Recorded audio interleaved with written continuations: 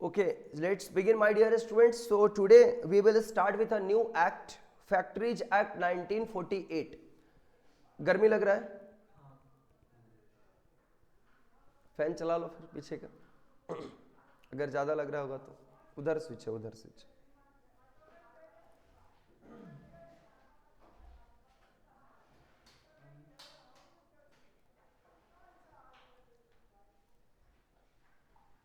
ठंडा लगेगा तो इधर उठ के चले आना, ठीक है?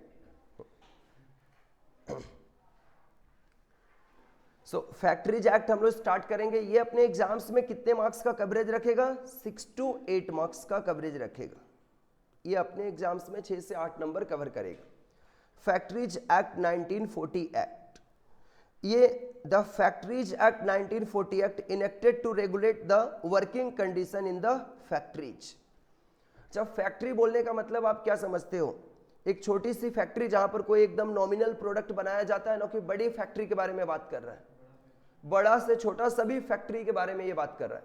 हमारे कंट्री में ऐसे भी फैक्ट्रीज है जहां पर टाटा जैसे कार और टाटा जैसे ट्रक व्हीकल्स बनाए जाते हैं, है ना?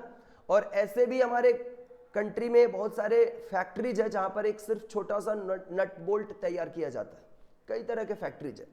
जब उनको रेगुलेट अगर नहीं किया जाएगा, उनके लिए रेगुलेशन नहीं बनाया जाएगा, तो सही से ओनर लोग काम करेंगे क्या? फैक्ट्री के जो ओनर लोग हैं नहीं करेंगे। वर्कर्स को ह्यूमिलिएट करेंगे, कई सारे उनके लिए प्रॉब्लम्स क्रिएट कर सकते हैं, उनको ज़्यादा वर्क ले सकते हैं, उनसे कम रुपये उनको दे सकते हैं। ये सारे प्रॉब्लम्स राइज होंगे। सो इसके लिए गवर्नमेंट ने एक एक्ट बनाया था 1948 में। 1948 याद है कब है? अपने देश का जब आज़ादी हुआ था, इंडिपेंडेंट के जस्ट अगले ईयर में बना दिया गया था इस एक्ट को। And to regulate the working condition in factories. ये एक्ट क्यों बना था? इसको इनएक्ट क्यों किया गया था? फैक्ट्रीज एक्ट 1948 को to regulate the working conditions in the factory. कैसा वर्किंग कंडीशन वर्कर्स लोगों के लिए प्रोवाइड किया जाना चाहिए, इसको बताने के लिए इस एक्ट को बनाया गया था। एक यहाँ पे छोटा सा केस स्टडीज है बच्चों, एक छोटा सा केस स्टडीज है। सर क्या ये एग्जाम्स में आ सकता है? बिल्कुल नहीं आएगा, लेकिन इसको जानना आपको जरूरी है। ये केसेस हुआ था 1993 में। राजस्थान हाईकोर्ट में इसका फैसला आया था। RAJ मतलब राजस्थान हाईकोर्ट। ओके, ये 117 केस नंबर है, तो ये सब याद रखने का आपको जरूरत नहीं है। Sorry. In case of Ravishankar Sharma versus state of Rajasthan. ये एक इंडिविजुअल है रविशंकर शर्मा, और ये स्टेट ऑफ राजस्थान मतलब गवर्नमेंट ऑफ राजस्थान के बीच ये केस चल रहा था। स्टेट मतलब होता है गवर्नमेंट, स्टेट मतलब क्या होता है? गवर्नमेंट। तो government of Rajasthan and Ravishankar Sharma के बीच ये केस चल रहा था। सरकार से लड़ाई कर लिया था इसने। क्या हुआ? The court held that factories is a social legislation. Factories act is a social act है। ये याद रखोगे, सोशल लेजिस्लेशन वर्ड। ये आपसे MCQ में पूछता है कि फैक्ट्रीज एक्ट किस तरह का एक्ट है? क्राइम को रोकने के लिए है ना, सोसाइटी को बेहतर करने के लिए है? सोसाइटी को बेहतर करने के लिए ये सोशल लेजिस्लेशन है। ये सब चीजें MCQ में पूछेगा। अच्छा, MCQ अलग से इंस्टीट्यूट ने अपने पोर्टल पे एक MCQ पोर्टल बना के रखा हुआ है, उसमें हजारों की संख्या में MCQ दिया हुआ है। ओके, फिर इस इंस्टीट्यूट का स्टडी मटेरियल्स के बैक साइड में भी MCQ होता है। मैं भी MCQ देता हूं, लेकिन कहीं से भी MCQ आएगा इसका कोई ठिकाना नहीं है। इंस्टीट्यूट जो हजारों की संख्या में MCQ पोर्टल पे MCQ रखा, वहां से देता ही नहीं है। कहां से देगा? चैप्टर के अंदर अंदर से निकाल के कहीं कहीं से देता है। सो आप जो भी स्टडी करोगे टॉपिक्स को, उसमें से याद रखने का कोशिश करोगे। मैं बताते चलूंगा कि ये जगह पे आपको MCQ पूछा जा सकता है, ठीक है? सो ये सोशल लेजिस्लेशन है। और ये किस लिए एक्ट बनाया गया था? ये एक्ट का ऑब्जेक्टिव्स क्या है? आपके एग्जाम्स में अगर पूछेगा कि what are the objectives of the factories act 1948, तो आप क्या बताएंगे? This act provides the health, safety, welfare and other respect of the workers in the factory. Factory में जो वर्कर्स काम करते हैं उनके हेल्थ के प्रोटेक्शन के लिए, उनको सेफ्टी प्रोवाइड करने के लिए, उनके वेलफेयर के लिए, वेलफेयर मतलब होता है सुरक्षा, उनको सुरक्षा देने के लिए, और उनके अदर बेनिफिट्स, अदर रिस्पेक्ट को केयर टेकिंग करने के लिए इस एक्ट को बनाया गया था। In short, this act is meant to provide protection to the workers from being exploited by the greedy business establishments and it also provide for the improvement of working condition within the factory premises। जो greedy business establishment है वो क्या सोचेंगे कि workers लोग है ना, ये तो गरीब लोग हैं, वर्कर्स लोग इनको ह्यूमिलिएट करते हैं, एक्सप्लोट करते हैं, कम रुपए देते हैं, इनसे काम निकालते हैं, इनके पास तो जॉब नहीं है, काम करेंगे, इनको खराब वर्किंग कंडीशन देते हैं, रहने का जगह नहीं देंगे, खाने का जगह नहीं देंगे कोई भी, और इनसे काम बस निकालेंगे अपना। तो ऐसे लोग एक्सप्लोट किए जाएंगे ना, अंग्रेजों के टाइम पे तो यही होता था ना। तो उसको कंट्रोल करने के लिए इस एक्ट को बनाया गया था। क्लियर है मेरी बात ना? यहाँ पर ऑब्जेक्टिव्स अलग से लिख के भी दिया है, इसको आप बॉक्स में डाल लो, objective of the factories act 1948। ये आपका क्वेश्चंस बनता है और इसका आंसर होगा द मेन ऑब्जेक्टिव्स या object of the factories act 1948 is to ensure adequate safety measures and to promote the health and welfare of the workers employed in the factory। उनको adequate safety measures दिया जा सके। Factory में जो workers job करते हैं उनको safety devices नहीं दिया गया और बड़े बड़े मशीनरी पे उनको काम पे लगा दिया गया। आपने शायद नहीं सुना होगा, लेकिन फैक्ट्रीज में कभी विजिट करोगे, जो बड़ी फैक्ट्रीज है जहाँ पर इंजन्स बनाए जाते हैं, रेलवे के इंजन्स बनाए जाते हैं, व्हीकल्स के इंजन्स बनाए जाते हैं, सोचो इंजन्स इतना बड़ा होता है तो वहां पर जो फैक्ट्री में जो मशीनरीज चलते होंगे जिससे वो बनाया जाता है, वो मशीनरीज कितने बड़े बड़े होते हैं, और उसको ऑपरेट कौन करता है? उसका ऑपरेटर कोई ना कोई ह्यूमन बीइंग ही होता है ना। एक्सीडेंट होने के भी चांसेस हैं, वर्क हो रहा है और ऊपर से पता चला एक इंजन उसी के ऊपर आके गिर गया और वो वहीं पे निकल गया, because they were not provided with the safety devices by the employer. So इनको केयर टेकिंग करने के लिए ये एक्ट बनाया गया। The act also make provision regarding employment of the women and young persons। इस एक्ट में वोमेन्स लोगों को कौन कौन से फैक्ट्री के काम में लगाया जा सकता है, इसके बारे में भी इस एक्ट में डिटेल डिस्कशन किया गया है। यंग पर्सन मतलब चिल्ड्रेन और एडोलिसेंट्स, इनको किस चिल्ड्रेन मतलब समझ रहे हो ना, बच्चों को फैक्ट्री में काम पे लगाना है कि नहीं लगाना है, ये भी इसमें लिखा गया है। और एडोलिसेंट का मतलब होता है ना, जिसका एज 15 से 18 साल के बीच होता है, उनको एडोलिसेंट बोलते हैं। बात समझ में आ रहा है ना? जिनकी एज 15 साल से 18 साल के बीच होती है उनको एडोलिसेंट बोलते हैं। मतलब ये अगर मान लो ऐसे कोई लोग हैं जिनके पास इतने पैसे नहीं कि वो CA CMA की पढ़ाई कर सकते हैं, वो तो 15 साल की उम्र में ही फैक्ट्री में चले जाते हैं। आपने भी देखा होगा कुछ लोगों को ऐसा। तो इनको काम पे फैक्ट्री में रखा जा सकता है कि नहीं रखा जा सकता है? रखा जाएगा तो कितने आवर का वर्क दिया जाएगा, किस टाइप का वर्क दिया जाएगा इनको, ये सब इस एक्ट में लिखा हुआ है। And annual leave with wages, इनको कितना एनुअली छुट्टी दिया जाएगा वेजेज के साथ। ऑब्जेक्ट पॉइंट, ये पूरा टॉपिक ही इंपॉर्टेंट है, आपको याद रहेगा बच्चों, याद रहेगा ना? ये यहां पर एक क्वेश्चन बनता है, अगर घर पे मान लो आप लोग जा रहे हो, आपको लगता है कि नहीं मेरे को ना जो भी आज पढ़ाया गया है ये मेरे को आज ही पढ़ लेना, डेली बाय डेली अगर पढ़ लोगे, क्योंकि फाउंडेशन में फिर भी कंट्रोलेबल था कि अगर आप बिगिनिंग से पढ़ाई नहीं करते हो तो लास्ट में कंट्रोल हो जाएगा। इंटरमीडिएट में अगर आप दोनों ग्रुप की तैयारी शुरू किए हो तो आपका 2 ऑब्जेक्ट होना चाहिए। अगर इस ऑब्जेक्ट के साथ आप स्टार्ट किए हो, इसी को माइंड पे रखो, लास्ट दिन तक रखो कि पहला ऑब्जेक्ट तो ये कि मेरे को रैंक के लिए ट्राई करना है, क्योंकि मैं दोनों ग्रुप के एग्जाम्स में बैठने जा रही हूं या जा रहा हूं। ठीक है, अगर किसी वजह से मैं इतना अच्छा स्टूडेंट नहीं बन सका अपने पढ़ाई के दौरान, या मैं नहीं हूं, मैं कोशिश सोचा तो जरूर था कि मेरा भी अंबानी जैसा घर हो, लेकिन नहीं हो सका, तो क्या थोड़ा उससे तो अच्छा ही घर बना लेंगे, मतलब उसके उतना बड़ा नहीं लेकिन अच्छा ही घर बना लेंगे। तो अगर आपका रैंक नहीं भी आ सका तो इतना जरूर होना चाहिए कि both group at a time आपका क्लियर होना चाहिए, और इसके लिए आपको सभी सब्जेक्ट्स को इक्वली फोकस करना है। बिगिनिंग से आप पढ़ोगे, आपको मैं एक दिन में कितना पढ़ा लूंगा, 8 पेज 10 पेज, उसको जाके आप एक बार गो थ्रू कम से कम रास्ते में भी कर सकते हो, एक बार नजर दौड़ाना है आपको, ताकि आपको मेमोरी में रहे वो चीज। ठीक है, ये नहीं कि रख दिया फिर अगले दिन बैग में यहीं पर आकर ओपन करेंगे, फिर देख लेंगे, सर तो समझाएंगे दोबारा से। ये हो गया ऑब्जेक्ट। इस एक्ट का ऑब्जेक्ट क्या था? अभी तक जो आपने स्टडी किया है सर, ये केस स्टडीज के साथ अगर ऑब्जेक्ट आपको लिखने आएगा तो ये पहले आपको आंसर में ये लिखना है और फिर इस केस स्टडीज को लिखना है, लेकिन केस स्टडीज के साथ आपको ऑब्जेक्ट लिखने नहीं आएगा। ये एकदम दिमाग में रख लो, ऑब्जेक्ट लिखने केस स्टडीज के साथ नहीं आएगा। इसके बाद है बच्चों आपको यहां पे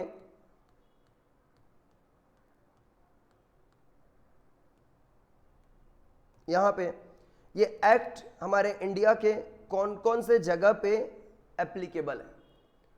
आपको पता है अभी जम्मू एंड कश्मीर इंडिया का सारा एक्ट एप्लीकेबल है, क्योंकि वहां पर अलग जो प्रोविजंस थे वहां के लिए उसको हटा दिया गया अभी अपने कंट्री से। So this act extends to whole of India including Jammu and Kashmir.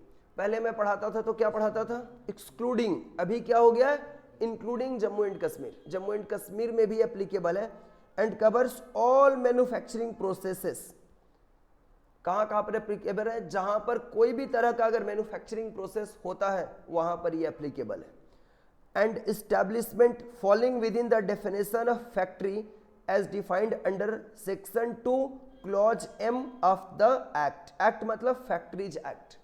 आप इस एक्ट में पढ़ने वाले हो फैक्ट्री का डेफिनेशन, मैन्युफैक्चरिंग प्रोसेस। आपने यहां पर वर्ड देखा ना, मैन्युफैक्चरिंग प्रोसेस वर्ड का भी आप डेफिनेशन स्टडी करोगे, इसमें वो आता भी है। डिफाइन मैन्युफैक्चरिंग प्रोसेस एग्जाम में 5 मार्क्स का लिखने आता है। जब आप अभी पढ़ाई कर रहे हो, बाद में मैं आपको दिखाऊंगा एग्जाम्स का पेपर ओपन करके कि देखो ये कितनी बार ये वाला क्वेश्चन आया एग्जाम्स में, रिपीट आता है। लॉ में कुछ ज्यादा देने का ऑप्शन नहीं है इंस्टीट्यूट के पास, बहुत सारे क्वेश्चन ऐसे हैं जो रिपीट होते रहते हैं। तो याद रखना आपको, ये एक्ट कहां कहां पर एप्लीकेबल होता है, all over India including the state of Jammu and Kashmir. बोलते रहना है तुम लोगों को, ऐसे शांति शांति बना के नहीं रखना है। जम्मू एंड कश्मीर में and also applicable for all manufacturing process. जहां पर किसी भी तरह का मैन्युफैक्चरिंग प्रोसेस हो रहा है वहां पर ये एक्ट एप्लीकेबल होगा। जहां पर कोई भी एस्टैब्लिशमेंट है, ऐसा एस्टैब्लिशमेंट जिसको फैक्ट्री बोला जा सकता है, जैसे ये कोचिंग क्लास अपना है ना यहाँ पे, क्या हम इसको फैक्ट्री बोलेंगे? नहीं, ये एस्टैब्लिशमेंट को फैक्ट्री के डेफिनेशन में ये नहीं आता है। लेकिन अगर मान लो कहीं पर पैकेजिंग हो रहा है, कोई मैन्युफैक्चर्ड प्रोडक्ट को मशीनरी के हेल्प से पैकिंग किया जा रहा है मार्केट में रीसेल करने के लिए उसको, तो वह एस्टैब्लिशमेंट फैक्ट्री के डेफिनेशन में आएगा। और फिर वैसे एस्टैब्लिशमेंट में भी फैक्ट्रीज एक्ट 1948 एप्लीकेबल होगा। अगर नहीं एप्लीकेबल करेगा फैक्ट्री ओनर तो कुछ हो जाएगा क्या सर? सब पनिशमेंट वगैरह सब लिखा हुआ है इधर, समझ में आ रहा है ना, वो याद रखना होगा आपको। Unless otherwise provides, it is also applicable to factories belonging to the central or state government. Unless otherwise provided का मतलब क्या होता है? जब तक कि अलग से ये नहीं बोला हो कि सेंट्रल और स्टेट गवर्नमेंट के फैक्ट्री में यह एक्ट नहीं एप्लीकेबल होगा, तब तक यही समझना है कि सेंट्रल गवर्नमेंट और स्टेट गवर्नमेंट का भी अगर कोई फैक्ट्री है उसमें भी फैक्ट्रीज एक्ट 1948 एप्लीकेबल होगा। क्लियर है मेरे प्यारे बच्चों? आपको ध्यान से याद रखना ये चीज। सेक्शंस अगर नहीं याद हो कोई, जैसे ये सेक्शन यहां पे लिखा है 116 सेक्शन में ये लिखा हुआ है कि सेंट्रल और स्टेट गवर्नमेंट के फैक्ट्रीज में भी फैक्ट्रीज एक्ट एप्लीकेबल होगा। अगर अलग से ये नहीं बोला हो कि यहां पर नहीं एप्लीकेबल होगा तो ये माना जाएगा कि एप्लीकेबल हुआ है इसमें भी, और एप्लीकेबल ही होता है। तो आपको सेक्शंस याद रखने की जरूरत नहीं है, क्योंकि आपको अनलिमिटेड सेक्शंस मिलने वाले हैं और सारा याद रखना आपके लिए पॉसिबल नहीं होगा। सो आप अंदर के कंटेंट को, अंदर के मैटर को याद रखो, वहीं लिखो। विदाउट सेक्शन आपको फुल मार्क्स मिलेंगे। लेकिन अगर गलती से आपने हीरोपंथी दिखाने का कोशिश किया कि यहाँ पर 116 के जगह पे गलती से आपको 106 याद आ गया, आपने वहीं लिख दिया, एग्जाम्स का प्रेशर, एग्जाम्स का समय दिखाई देगा? अभी नहीं दिखाई देगा, पढ़ते वक्त नहीं दिखाई देगा। पढ़ते वक्त तो कुछ भी नहीं हो, मजे आएगा, रोज ट्यूशन जा रहे हैं, पढ़ाई कर रहे हैं, अच्छा लग रहा है। वो एग्जाम्स आएगा तब दिखाई देगा, तो उस समय ऐसा प्रॉब्लम होता है। सो उससे बचने के लिए आपको क्या करना है, सेक्शंस याद ही मत करो, कंटेंट याद रखो, वहीं लिखो, फुल मार्क्स मिलेगा आपको।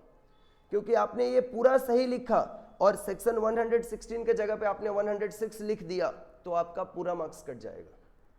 क्यों कट जाएगा? क्योंकि 106 में कुछ अदर मैटर लिखा हुआ है और आपने 106 नंबर दे करके अदर मैटर लिख दिया है, तो उसको काटा जाएगा।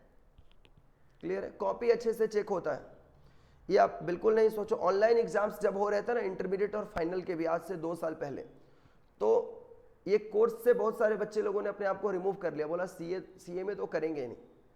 पता है कैसे एग्जाम हो रहा था? ऑनलाइन एग्जाम हो रहा था, चेक भी नहीं हो रहा था कॉपी सही से इंस्टीट्यूट का। और साउथ इंडिया का एक एग्जाम्स हॉल का ये आया था, वीडियो आया था, उसमें बच्चे एक बेंच में 5-5 बच्चे बैठ के लिख रहे थे ऐसे, मतलब ऑनलाइन के टाइम पे, क्योंकि इंफ्रास्ट्रक्चर नहीं था। आप पेपर लिखते हो, लिख करके स्कैन वो लोग करते थे, कौन? जो एग्जामिनर होते थे। वो आपका कॉपी रख के ना कभी उल्टा स्कैन कर लेते थे, सीधा स्कैन कर लेते थे, आपके पेज के साथ दूसरे का पेज स्कैन करके आ जाता था। तो सोच रहे हो जो अच्छे बच्चे थे उस टाइम पे फेल किए, और जो बच्चे किसी काबिल नहीं थे, मतलब मैंने खुद अपने बैचेज में ऐसे कुछ एक दो बच्चे थे इनको पॉइंट आउट करके रखा था, ये तो कभी भी नहीं पास करेगा, वो बच्चा पास कर गया। लेकिन अब ऐसा बंद हो चुका है, फिर से पुराने हमारे टाइम पे जैसे एग्जाम्स होता था वैसे एग्जाम्स रिटर्न कर चुका है ऑलरेडी। डेट भी इंस्टीट्यूट डिसाइडेड, वही डेट 10 दिसंबर और 11 जून। तो सब कुछ अब पहले जैसा नॉर्मल हो गया है, तो अब ऐसा कुछ नहीं होने वाला है, ठीक है। अभी आ जाओ, ये जो एक्ट है ना ये होल ऑफ इंडिया एप्लीकेबल है, और ये फोर्स में कब आया था? फोर्स में आने का मतलब होता है इफेक्ट में कब आया था? ये 1 अप्रैल 1949 को। एमसीक्यू के लिए ये याद रखना है। 1948 में ये एक्ट बनाया गया था, लेकिन एक्ट बनने के तुरंत बाद फोर्स में नहीं आता है, एक डेट डिसाइड किया जाता है। जैसे आपको याद होगा ना, जीएसटी आया था तो 1 जुलाई को पार्लियामेंट के सेंट्रल हॉल में रात को 12 बजे बुला करके फंक्शन हुआ था और एप्लीकेबल किया गया था 1 जुलाई 2017 से, याद होगा सर? हम लोग छोटे थे उस टाइम पे, अभी से 7 साल पहले की ये बात है। 7 साल पहले तुम लोग कौन सा क्लास में था? 7 में होगा, 6-7 में, तो क्या ही याद रहेगा, ठीक है ना। अभी बच्चों ये एक्ट पूरे कंट्री में एप्लीकेबल है, और ये फोर्स में कब आया था? 1/4/1949। एमसीक्यू के लिए ये याद रखना है। अब कुछ इस एक्ट को समझने से पहले हमें कुछ इंपॉर्टेंट डेफिनेशंस हमें पढ़ना होगा जो इस एक्ट में हमें मिलने वाला है। इसमें कॉम्पिटेंट पर्सन किसको बोलते हैं हम लोग? हैजार्डस प्रोसेस क्या होता है? मैन्युफैक्चरिंग प्रोसेस क्या होता है? इसके बाद वर्कर किसको बोलते हैं हम लोग? केस स्टडीज भी है यहाँ पर। फैक्ट्री का डेफिनेशन आपको पढ़ना है। फैक्ट्री का डेफिनेशन इंपॉर्टेंटली एग्जाम्स में आता है। मैं हॉट टॉपिक जो एग्जाम्स में आता है मैं अभी से यही इंपॉर्टेंट बताते चलूंगा आपको। अच्छा, अगर मैं कहीं पे इंपॉर्टेंट लिखता हूं तो ये बिल्कुल नहीं समझना है। कुछ बच्चों को लगता है इंपॉर्टेंट मतलब आज ना घर में शायद सर इंपॉर्टेंट पढ़ने के लिए बताए हैं कि ये घर में इंपॉर्टेंट है पढ़ना, ऐसा नहीं। जो आपका एग्जाम दिसंबर में होगा उसका इंपॉर्टेंट मैं आज बता रहा हूं आपको, तो उसी को पॉइंट ऑफ व्यू करके आपको पढ़ना है। ओके, चलो यहाँ पे कॉम्पिटेंट पर्सन का डेफिनेशन हम लोग पढ़ते हैं। Who are the competent person? Competent word का मतलब क्या होता है? केपेबल। यहां पे कॉम्पिटेंट पर्सन कौन होता है? As per section 2 clause CA, याद रखना है इसको, याद हो पाए तो रखो, अदरवाइज छोड़ दो। As per section 2 clause CA, definition of the expression competent person in relation to any provision of this act. This act मतलब मैं जहां पर भी दिस एक्ट बोलूंगा तो कौन सा एक्ट आपको समझना है? Factories act 1948। क्या समझना है? Factories act 1948।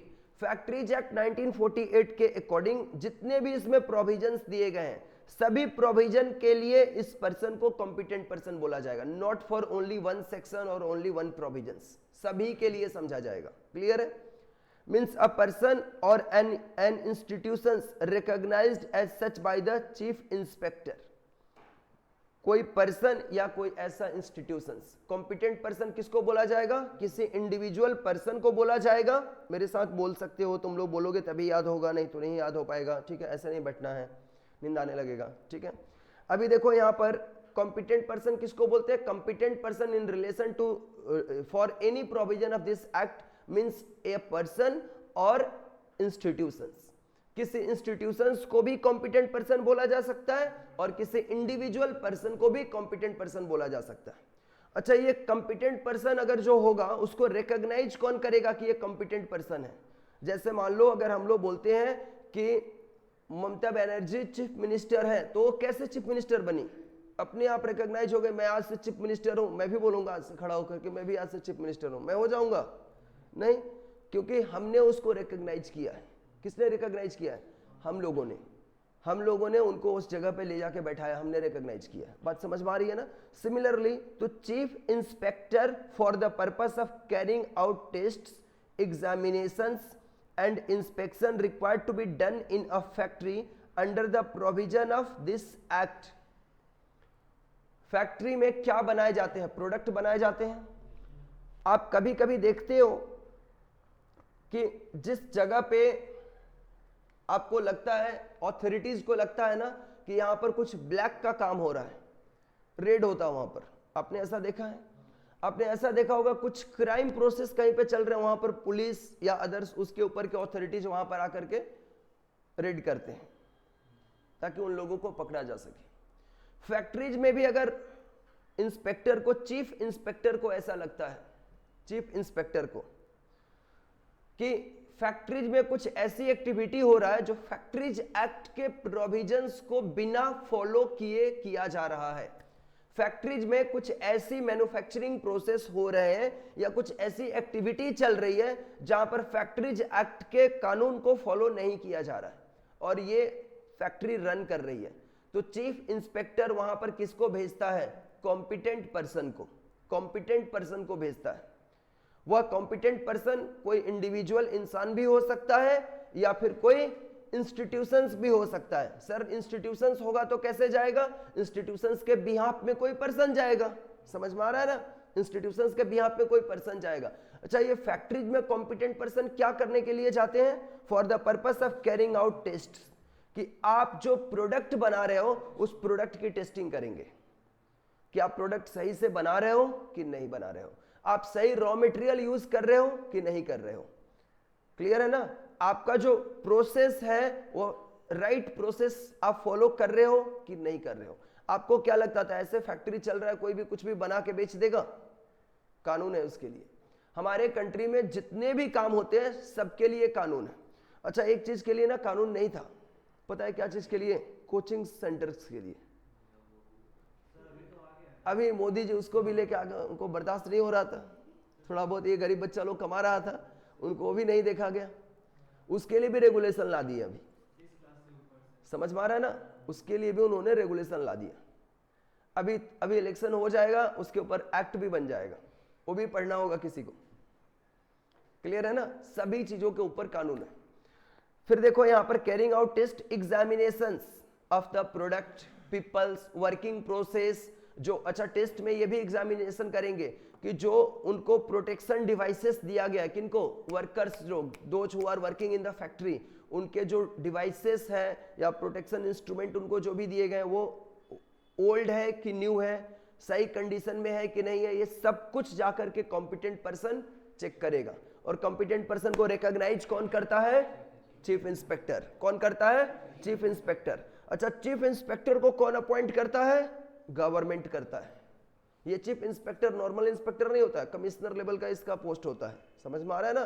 कोई मतलब ऑफिसर होता है, स्टेट गवर्नमेंट का जो ऑफिसर्स होते हैं उस तरह के ऑफिसर्स होते हैं, बड़े रैंक का ऑफिसर्स होता है ये। क्लियर है? ये किसी फैक्ट्री का एम्प्लॉय नहीं होता, स्टेट गवर्नमेंट का आदमी होता है ये। And inspection required to be done in the factory under the provision of factories act, having regard to, किस रिगार्ड में वह करता है? The qualifications and the experience of the person and facilities available at his disposal. यहां पर देखो, required to be done under the provision of this act having regard to the qualification and experience of the person and facilities available at his disposal. ये है, ये जो person है chief inspector जिनको appoint करता है कॉम्पिटेंट पर्सन, वह कैसे लोगों को अपॉइंट करता है? उनके क्वालिफिकेशन और उनके वर्किंग एक्सपीरियंस को देख करके वह अपॉइंट करता है। कि जो इंडिविजुअल पर्सन को, दो लोगों के लिए, या तो इंस्टीट्यूट को अपॉइंट करेगा या फिर किसी इंडिविजुअल को अपॉइंट करेगा। तो जब इंडिविजुअल को अपॉइंट करता है तो इंडिविजुअल का क्वालिफिकेशन और एक्सपीरियंस चेक करता है और उसके लिए उसके साथ क्या क्या फैसिलिटीज अवेलेबल है उसके पास, जिससे वह सारे टेस्ट, एग्जामिनेशन एक्सेट्रा कंप्लीट कर सकता है। तो that is the competent person. Clear है? उसके बाद से नेक्स्ट, अगर किसी इंस्टीट्यूशंस को अपॉइंट करता है ये काम करने के लिए, तो इंस्टीट्यूशंस के जो पर्सन एम्प्लॉयड किए जाएंगे उस इंस्टीट्यूट की तरफ से, क्योंकि कोई इंस्टीट्यूट होगा तो उसका कोई ना कोई एम्प्लॉय जाएगा ये टेस्ट करने के लिए, तो उसकी जो क्वालिफिकेशन और एक्सपीरियंस है उसको वह चेक करता है। कौन? Chief inspector. और फिर इसके अकॉर्डिंग अपॉइंटमेंट इनके किए जाते हैं। The qualification and experience of the person employed in such institutions and facilities available there in, क्या क्या फैसिलिटीज अवेलेबल है जिसके थ्रू ये अपने टेस्ट, एग्जामिनेशंस और इंस्पेक्शन कंप्लीट कर सकेंगे।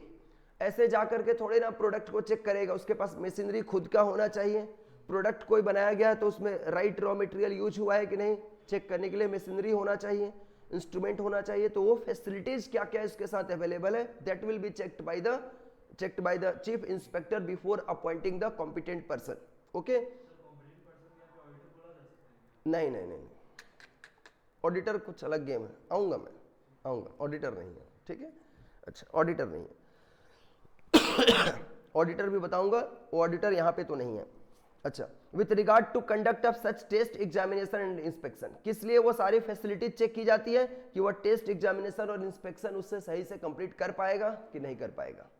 अच्छा, जो कॉम्पिटेंट पर्सन नहीं है, जैसे आपको आज मैं उठा के फैक्ट्री में भेज दूं कि चलो तुम लोग ना चले जाओ किसी फैक्ट्री में और वहां पर एक मेडिसिन बनाया जा रहा है, आप जो दवाइयां खाते हो कहां पे बनता है, फैक्ट्री में बनता है, जो केमिकल्स वहां पर यूज किए जाते हैं, जो रॉ मटेरियल्स यूज किए जाते हैं, उसकी टेस्टिंग करके चले आओ, कर लोगे तुम लोग, है एक्सपीरियंस उसका, नहीं है, आप उस वर्क के लिए कॉम्पिटेंट पर्सन अभी तक नहीं बन पाए हो।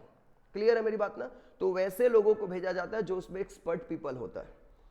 अब मेडिसिन के फैक्ट्री में किसी को भेजा जाएगा तो ऑब्वियसली वह केमिस्ट होना चाहिए, उसको खुद केमिस्ट्री का अच्छा नॉलेज होना चाहिए उस सब्जेक्ट का, तब वैसे लोगों को भेजा जाएगा कि हाँ भाई आप कर सकते हो इस चीज को check.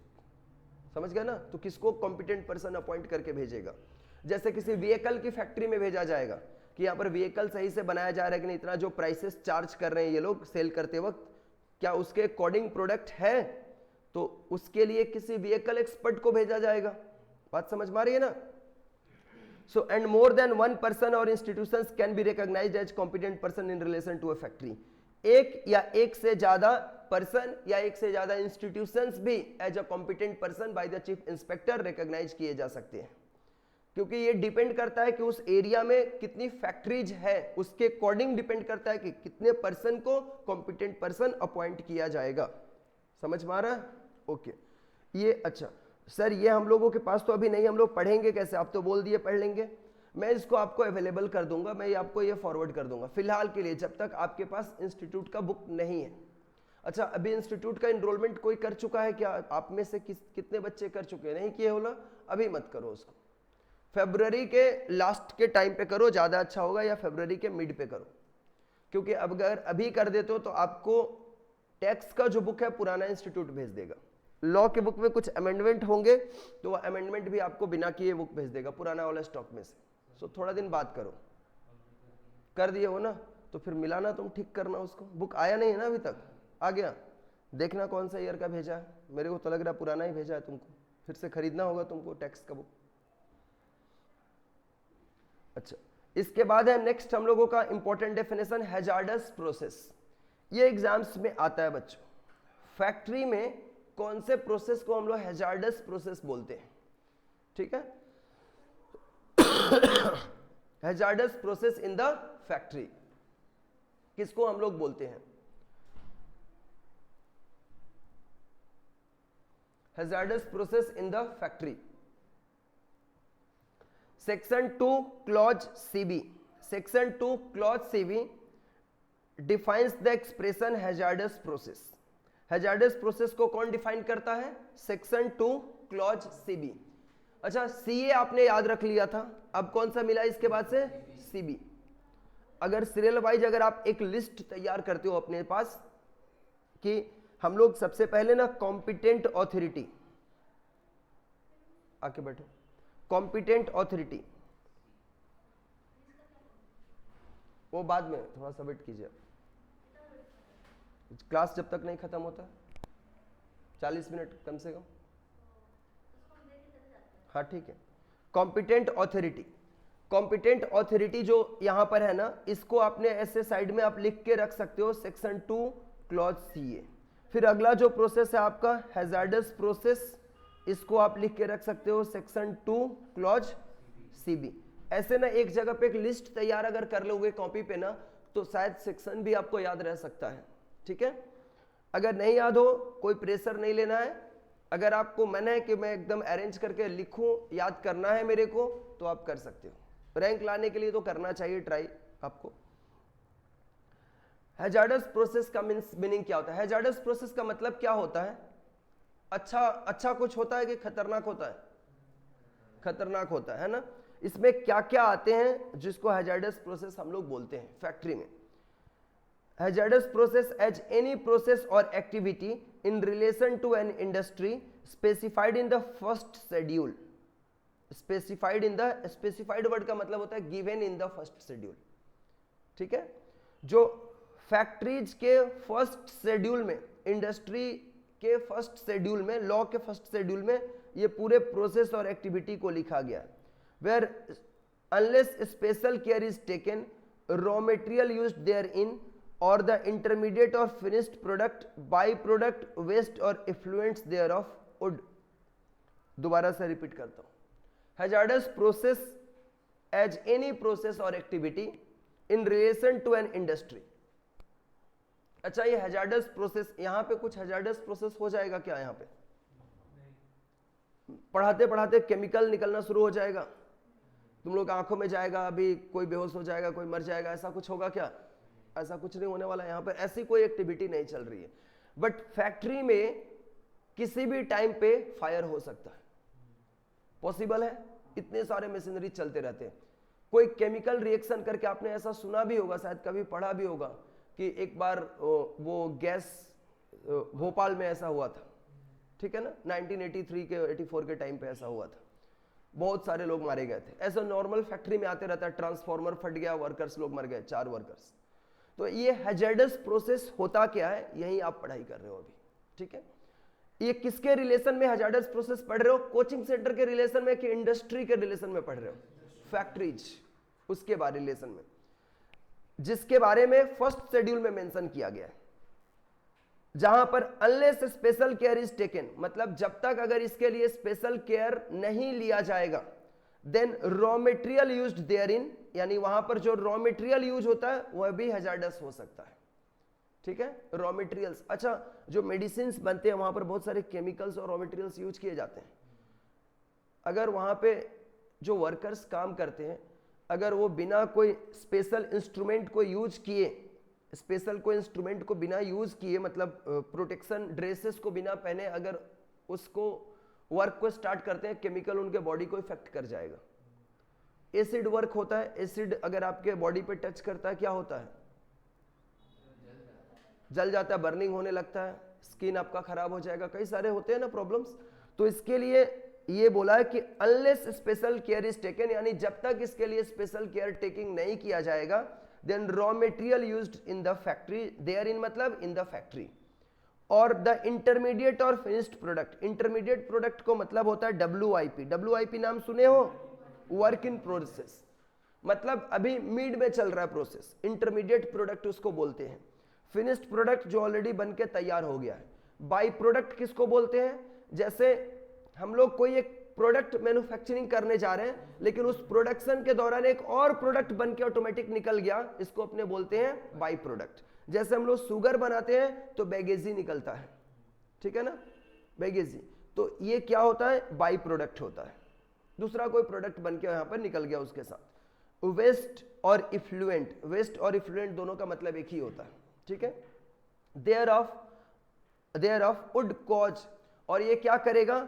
Material impairment to the health of the person engaged or in connected there with, मतलब जो पीपल वहां पे वर्क में इंगेज होंगे या वर्क से कनेक्टेड होंगे। कनेक्टेड लोग क्यों लिखा है? वर्कर्स जो डायरेक्टली फैक्ट्री पे काम कर रहा है, और सुपरवाइजर जो खड़ा होकर के काम कराता है, that is also the connected person in the work. वो डायरेक्टली काम नहीं कर रहा होता है, बट वह एकदम फैक्ट्री साइट में खड़ा होकर के वर्कर्स के साथ काम करा रहा होता है। उसका भी तो हेल्थ में इश्यू जा सकता है। माइनिंग होते हुए आपने देखा है कभी? नहीं सर, सुना तो है ना, माइनिंग से कोल निकलता है। कोल माइंस में जो वर्कर्स काम करते हैं, अगर इनको प्रोटेक्शन नहीं दिया जाए, they are also covered in the factories Act, तो उनकी पता चलता है कितना वर्कर्स जाते हैं तो माइंस में ही रह जाते हैं, निकल नहीं पाते। आपने सुना होगा, इसके लिए कानून बनाया गया, ठीक है। सो कनेक्टेड देयर विथ, वैसे पर्सन लोगों के हेल्थ में इंपेयरमेंट करता है। मटेरियल इंपेयरमेंट, मटेरियल मतलब इंपॉर्टेंट इंपेयरमेंट। मटेरियल मतलब क्या होता है? मटेरियल और इमटेरियल दो वर्ड होते हैं, आपने सुना है? मटेरियल मतलब जैसे ना मैं ये बोलूं ना कि ये मेरा ना मटेरियल फ्रेंड है, रॉ मटेरियल बोल रहा हूं, तो यहां पर मटेरियल का मतलब रॉ मटेरियल आपको नहीं समझना। मटेरियल मतलब काम का दोस्त, ठीक है ना। आपसे मैंने एक बुक मांगा, आपने बोला कि नहीं सर ये बुक मैं आपको नहीं दे सकता because this book is material for me, for my studies, तो वह क्या हो गया, आपके काम का है। इमेटेरियल किसको बोलते हैं, जो हमारे काम का नहीं है, रद्दी है, दिस इज इमेटेरियल थिंग्स, ले जाओ इसको, कोई दिक्कत नहीं है, समझ रहे हो ना। तो यहां पर material impairment to the health of the person. Normal अगर आपको कोल्ड एंड कफ होता है, वह आपके हेल्थ को मेटेरियल इंपेयरमेंट नहीं करता है, लेकिन अगर कोई हैजार्डस केमिकल्स आपके बॉडी पे चला जाए, डस्ट चला जाए, तो आपके हेल्थ को मेटेरियल इंपेयरमेंट कर सकता है। इंपेयरमेंट मतलब पूरा गड़बड़ कर देगा सिस्टम को, और result in the pollution of the general environments, और as well as general environments को भी हैजार्डस प्रोसेस होगा। जैसे मान लो कोई गैस की फैक्ट्री है जहां पर हाइड्रोजन गैस या कोई भी तरह के गैस बनाए जा रहे हैं, और उसमें अगर ब्रस्ट करेगा तो वहां के एनवायरमेंट्स को एकदम अच्छा कर देगा कि खराब कर देगा, वहां के जो प्लांटेशंस होंगे उनको भी इंपैक्ट करेगा, जो वहां नियर अबाउट रहने वाले पीपल्स होंगे उनको भी इंपैक्ट करेगा। अच्छा, हमारे कंट्री में ना एटॉम बम भी है, एटॉम बम नाम सुने हो ना, एटॉमिक एनर्जी हमारे पास है। अगर कोई कंट्री हमारे पर अटैक करता है तो हम लोग भी उसको मार सकते हैं एटम से। एटम कहां पे बनाया जाता है, एकदम 2 BHK में बैठ के वहां पे बनाया जाता है, पॉसिबल है। कहां पे बनाया जाता है इसको, बड़े किसी फैक्ट्री में, बड़े लोकेशंस पे वो भी होता है। अच्छा, एटम बम बनाया जाता होगा वहां पर, तो वर्कर्स काम करते होंगे ना, सब AI से काम हो जाता है, फिजिकली वर्कर्स काम करते हैं, एक्सपर्ट लोग वहां पर काम करते हैं, और बड़े साइंटिस्ट भी वहां पर रहता है जो खुद का करोड़ों का आदमी है, वो खड़ा होकर वहां पर काम कराता है। समझ में आ रहा ना, पैसा तो हम लोग बना के रखे हैं ना बहुत सारा, तो उसमें हैजार्डस प्रोसेस नहीं हो सकता है क्या उसकी फैक्ट्री, बिल्कुल हो सकता है, वह गवर्नमेंट की फैक्ट्री में बनता है, हैजार्डस प्रोसेस वहां पर भी हो सकता है, उस फैक्ट्री में भी फैक्ट्रीज एक्ट 1948 एप्लीकेबल है। क्लियर है। इसके बाद से देखो the state government, state government मतलब राज्य सरकार, सभी राज्य का अलग अलग होता है, ठीक है। बहुत सारी ऐसे रिस्पॉन्सिबिलिटी है जो सेंट्रल गवर्नमेंट अपने पास नहीं रख करके स्टेट गवर्नमेंट्स को दे रखा है। में by notification in the official gadgets, official gadgets का मतलब क्या होता है बच्चों, कौन बताएगा मुझे, बताओगे तुम, आकाश, आइडिया नहीं है,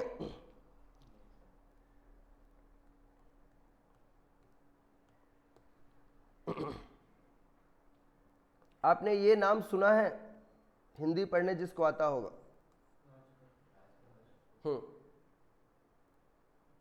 ऐसे सुना है आपने,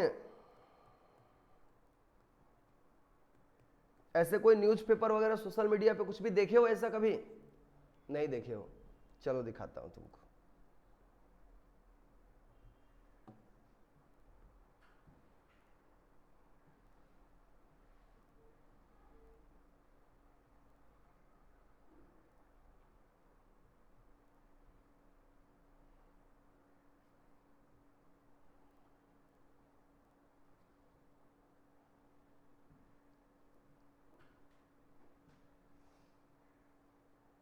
ये दिख रहा है, ये क्या है, द गैजेट्स ऑफ इंडिया, इसका मतलब होता है भारत का राजपत्र।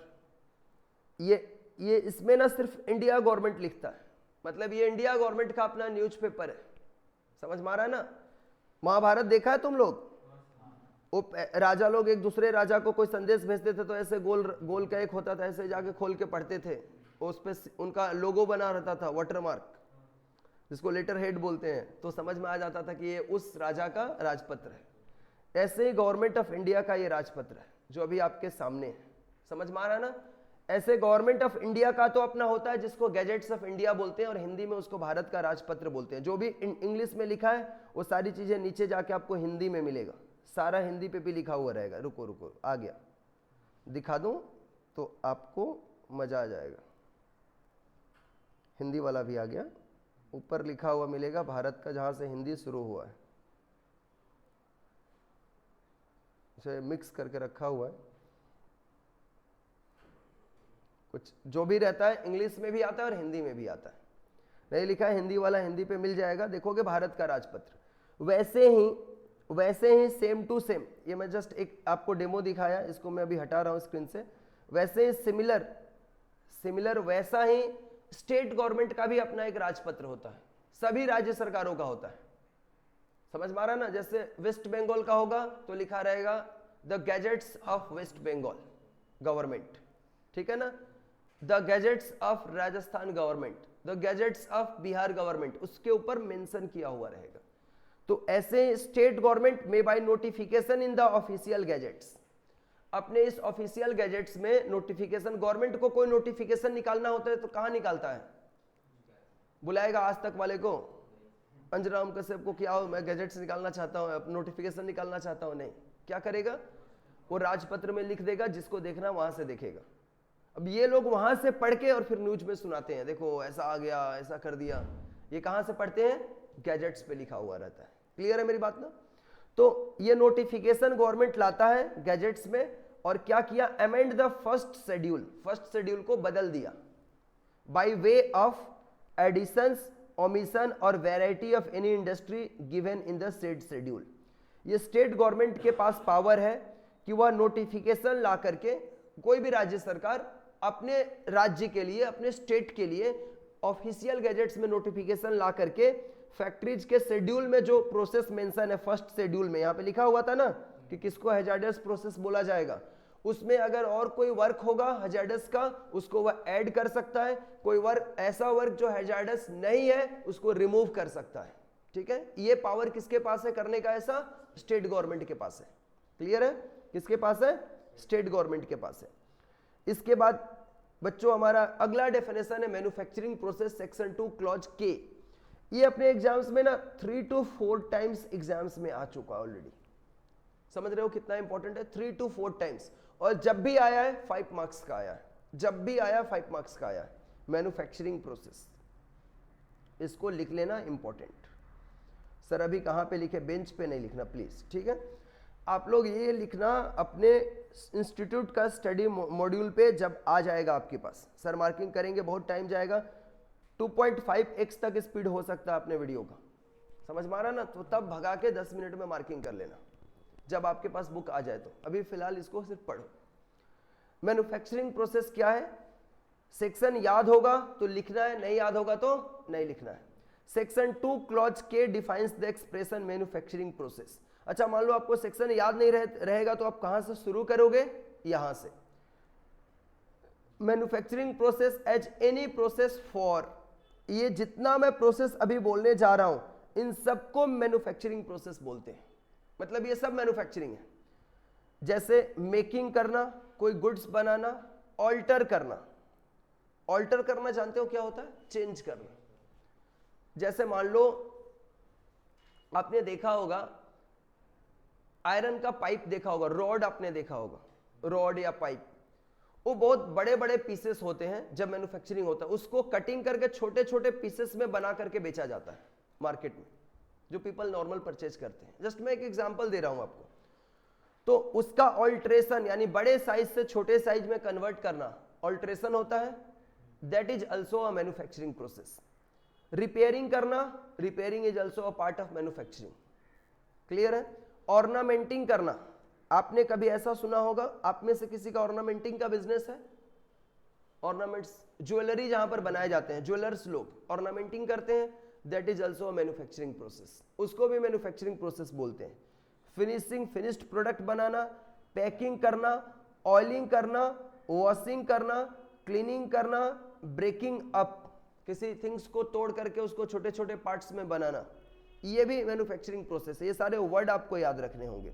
अच्छा सर हम लोगों को ना मान लीजिए पहले वॉशिंग, क्लीनिंग, ब्रेकिंग याद है, बाद में ऑर्नामेंटिंग याद है, तो आगे पीछे लिख सकते हैं, नंबर मिलेगा ना, पूरा मिलेगा आपको। ऐसा नहीं कि जो जैसे जैसे लिखा वैसे ही लिखोगे, आगे पीछे करके भी लिख सकते हो। सारा नहीं लिखोगे, 4-5 भी लिखोगे तो भी नंबर मिलेगा आपको। क्लियर है, तो भी मिलेगा। लेकिन ये आपने कुछ भी नहीं लिखा, खाली मेकिंग लिख दिया तो नंबर मिलेगा, कट के मिलेगा आपको। स्टेप मार्किंग होता है। क्लियर है ना, डरने का नहीं है एग्जाम्स में कि पूरा ही गलती हो गया मेरा क्या होगा, स्टेप मार्किंग है। और ऐसे ही जैसे इंस्टीट्यूट ने बुलेट मार्किंग देके लिखा है वैसे ही आपको एग्जाम्स पे भी लिखना बुलेट मार्किंग दे करके, यही प्रोसेस होना चाहिए आपके लिखने का। ठीक है। फिर डेमोलाइजिंग करना, जैसे मान लो कोई बिल्डिंग को तोड़ करके गिराया जा रहा है, कोई प्रोडक्ट जो बन चुका है उसको डेमोलाइज किया जा रहा है, डेमोलाइज करना उसको बोलते हैं, that is also manufacturing. Or otherwise treating or adapting any article or substance with a view to its use, sale, transport, delivery or disposal. मतलब उस प्रोडक्ट को किसी अदर तरीके से ट्रीट करना या एडेप्ट करना कोई प्रोसेस, ताकि उस आर्टिकल और सब्सटेंस को यूज किया जा सके, बेचा जा सके, उसका इजी ट्रांसपोर्टेशन किया जा सके, डिलीवरी किया जा सके, डिस्पोजल किया जा सके, उसको भी क्या बोलते हैं हम लोग? मैन्युफैक्चरिंग। रॉकेट आपने देखा है? आकाश में तो देखा ही होगा। क्या आकाश में तो देखा होगा ना तुम, रॉकेट। ऐसे रॉकेट लॉन्चिंग हुआ अभी हमारे कंट्री का, आपने ये सब देखा होगा शायद लाइव, 1 साल पहले, 6 महीने पहले की बात है ये। तो बच्चों ये जो काम होता है ना, या एटॉम बम बनाए जाते हैं, ये साइज में बहुत बड़े होते हैं, उनका ट्रांसपोर्टेशन पॉसिबल नहीं है, तो उनका ट्रांसपोर्टेशन करने के लिए ना फैक्ट्री से जहां पर स्टोर करके रखे जाते हैं उनको ब्रेक करके लाया जाता है। समझ में आ रहा है ना? अच्छा, मान लो किसी कंट्री से हमारा अगर फाइट हुआ, बैटल हुआ, पाकिस्तान से हुआ, मारना है पाकिस्तान के ऊपर एटॉम बम, ऐसा सिचुएशन आ गया, तो क्या करेंगे? अचानक से जाएंगे और ऐसे निकाल के फेंक देंगे, ऐसे ले बम, ऐसे मूवी में जो तुम लोग देखते हो, ऐसा होगा? वो इसकी तैयारी कम से कम 15 दिन पहले शुरू हो जाएगी। उसको असेंबल करना होगा, तोड़ के रखा हुआ है। आपको क्या लग रहा है कि सारा एटम बम एकदम रेडी रखा हुआ है, ऐसे बटन दबाएंगे मोदी जी और पाकिस्तान पे जाके गिर जाएगा? ऐसा कुछ भी नहीं है। सब अलग अलग करके पार्ट्स रखे हुए हैं, एवरी पार्ट्स इज सेपरेटेड, नहीं तो वहीं पर ब्रस्ट कर जाएगा। उसको असेंबल करना होगा तब। That assembling is also a manufacturing process. बात समझ में आ रही है ना? उसको भी मैन्युफैक्चरिंग प्रोसेस बोलते हैं हम लोग। फिर पंपिंग ऑयल, वाटर, सीवेज और any other substance. Sewage pumping करना, water pumping, oil pumping station, ये सब क्या बोले जाते हैं? मैन्युफैक्चरिंग प्रोसेस बोले जाते हैं। Generating, transforming and transmitting power. Power मतलब इलेक्ट्रिक पावर की बात कर रहा है, ठीक है? इलेक्ट्रिसिटी को जनरेट करना, ट्रांसफॉर्म करना और फिर उसको ट्रांसमिट करना, मतलब घरों घरों तक पहुंचाना, फैक्ट्रीज तक पहुंचाना, ऑफिसेस तक पहुंचाना। ये all process are called the manufacturing process. Composing types of printing for letter press, lithography, photographers or other similar process or book binding, ये सब मैन्युफैक्चरिंग प्रोसेस है। मतलब जो प्रिंटिंग्स होते हैं ना प्रेस में, या फिर लेटर प्रेस में जो प्रिंटिंग होते हैं, जहां पर न्यूज़पेपर प्रिंट होते हैं, लिथोग्राफी होता है, फोटोग्राफ्स होते हैं, मतलब फोटोग्राफी करके फोटो बनाए जाते हैं, बुक बाइंडिंग होता है, ये all process are the manufacturing process. इनको भी मैन्युफैक्चरिंग प्रोसेस बोलते हैं। रिकंस्ट्रक्टिंग करना, रिपेयर करना, रीफिटिंग करना, यानी दोबारा से फिट करना, फिनिशिंग करना, breaking up ships and vessels. ये शिप्स, कौन से शिप की बात कर रहा है? जो ओशन में चलते हैं, ओशन में चलते हैं ना शिप्स, जो एक कंट्री से दूसरे कंट्री जाते हैं समुद्र के मार्ग से, ओशन से। तो उनके जो वेसल्स होते हैं, वेसल्स आप पढ़ोगे कस्टम एक्ट टैक्स में पढ़ोगे ना, तो उसमें पढ़ाया जाएगा आपको, ठीक है? वेसल्स और जो शिप्स होते हैं उनको रिपेयर करना, कंस्ट्रक्ट करना, रिकंस्ट्रक्ट करना, रिफिट करना। जैसे जो ओशंस में जो वेसल्स चलते हैं या शिप चलते हैं, आपको क्या लग रहा है एक बार ओशंस में उतर गया तो लाइफ टाइम चलता रहता है? वो एवरी कुछ टाइम इंटरवल के बाद चेक किया जाता है कि उसका कौन कौन सा पार्ट्स खराब हो गया, उसको रीफिट किया जाता है for the next work. Okay, नहीं तो फिर ओशन में अगर खराब होगा तो क्या होगा? जो उसके ऊपर मटेरियल्स प्रोडक्ट रख के फॉरेन से हम ला रहे हैं वो तो जाएगा, ह्यूमन का भी लॉसेस होगा। तो उनको टाइम टू टाइम इसको रीफिट किया जाता है, फिनिशिंग दिया जाता है उसको। ये सब प्रोसेस को क्या बोलते हैं हम लोग? मैन्युफैक्चरिंग प्रोसेस बोलते हैं, ठीक है? अच्छा, इसके बाद से कोल्ड स्टोरेज का नाम आपने सुना है? पूरे ईयर भर आलू खाते रहते हो तुम लोग, पोटैटो, पूरे ईयर भर उसका एग्रीकल्चर होता है, स्टोर करके रखा जाता है, ऑफ सीजन में वहां से आता है कोल्ड स्टोरेज से। प्रिजर्विंग और स्टोरिंग एनी आर्टिकल, कोई भी आर्टिकल को कोल्ड स्टोरेज में रखा जाता है जो हमें पूरे ईयर भर अवेलेबल कराया जाता है, तो कोल्ड स्टोरेज में स्टोर करने को भी मैन्युफैक्चरिंग प्रोसेस बोलते हैं। बात समझ में आ रही है ना? इतने सारे जो मैंने नाम बताए ये सब मैन्युफैक्चरिंग प्रोसेस है। आपको बस यहीं तक लिखना है बच्चों, ठीक है? सर ये पढ़ना है क्या हम लोगों को? नहीं, एग्जाम्स के लिए भी नहीं पढ़ना, आपको पढ़ना ही नहीं है इसको, ठीक है। इतना लिख दोगे ना 5 नंबर में 5 नंबर आपको मिलेगा। 2-4 वर्ड कहीं पे छोड़ भी के भी आएगा तो भी मिलेगा। राइटिंग अच्छा रहा, खराब रहा तो 4 नंबर मिलेगा आपको पूरा। इसके बाद है वर्कर किसको बोलते हैं?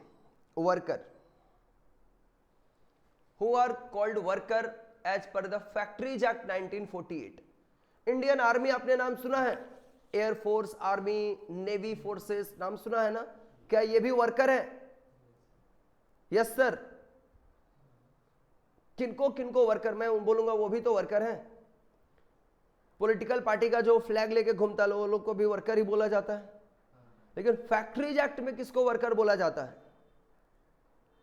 आपको एग्जाम्स में वो डेफिनेशन लिखना होगा। समझ में आ रहा है ना?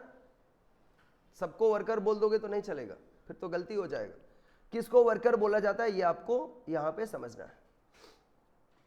Worker as a person, section 2 clause 1 नहीं लिखा है, ये L लिखा है। समझ में आ रहा है ना? याद हो तो ठीक है, नहीं है तो करना भी नहीं। अपने को तो शुरू कहां से करना है? वर्कर एज अ पर्सन, यहां से। सेक्शन कितना याद रखोगे? टेक्स्ट में सेक्शन मिलेगा आपको, हाँ, जहां पे ऐसा सेक्शन है जो आपको एकदम याद रखना ही है। मैं खुद बोल दूंगा कि ये सेक्शन तो याद रखना ही होगा आपको, तो वहीं पे प्रेशर लेना आपको। अदरवाइज मतलब इतना रहेगा। अकाउंट्स में जब आप अकाउंट्स पढ़ोगे, फाइनेंशियल अकाउंटिंग, तो AS का आपको याद रखना है नंबर, अकाउंटिंग स्टैंडर्ड। दूसरा सब्जेक्ट ये पढ़ोगे, इसमें सेक्शन भरा ही है पूरा लॉ में। टैक्स पढ़ोगे, डायरेक्ट टैक्स में भी सेक्शन है, इनडायरेक्ट टैक्स में भी सेक्शन है, कॉस्ट में कोई सेक्शन नहीं है। तो कितना याद रखोगे? 3 सब्जेक्ट में। फिर उधर जाओगे, आपको कंपनी ये में कॉर्पोरेट में मिलेगा, ऑडिट में मिलेगा सेक्शन आपको। तो इज इट प्रैक्टिकली पॉसिबल कि एक बच्चा 8 दिन लगातार एग्जाम होगा और सारा सेक्शन उसको याद होगा? नहीं पॉसिबल है। सो अभी उसके ऊपर हेडेक ही नहीं लेना है आपको, ठीक है। Worker as a person employed directly और through or by or through any agency. Factory में कई बार वर्कर्स जो अपॉइंट किए जाते हैं ना, आपने शायद सुना होगा, वो डायरेक्टली एम्प्लॉयर उनको अपने पास एज अ वर्कर रखता है। और कई बार कुछ लोग कॉन्ट्रैक्टर के थ्रू अपॉइंट होते हैं, मतलब फैक्ट्री ओनर उनको नहीं जानता है। फैक्ट्री का जो ओनर है ना, उस वर्कर्स लोग काम कर रहे हैं उसी के फैक्ट्री में, बट फैक्ट्री ओनर उनको जानता ही नहीं है कि ये लोग कहां से आए। वह किसको जानता है? कॉन्ट्रैक्टर को। उसको बोलते हैं लेबर कॉन्ट्रैक्टर। जो लेबर कॉन्ट्रैक्टर है वो उनको लेकर आया है।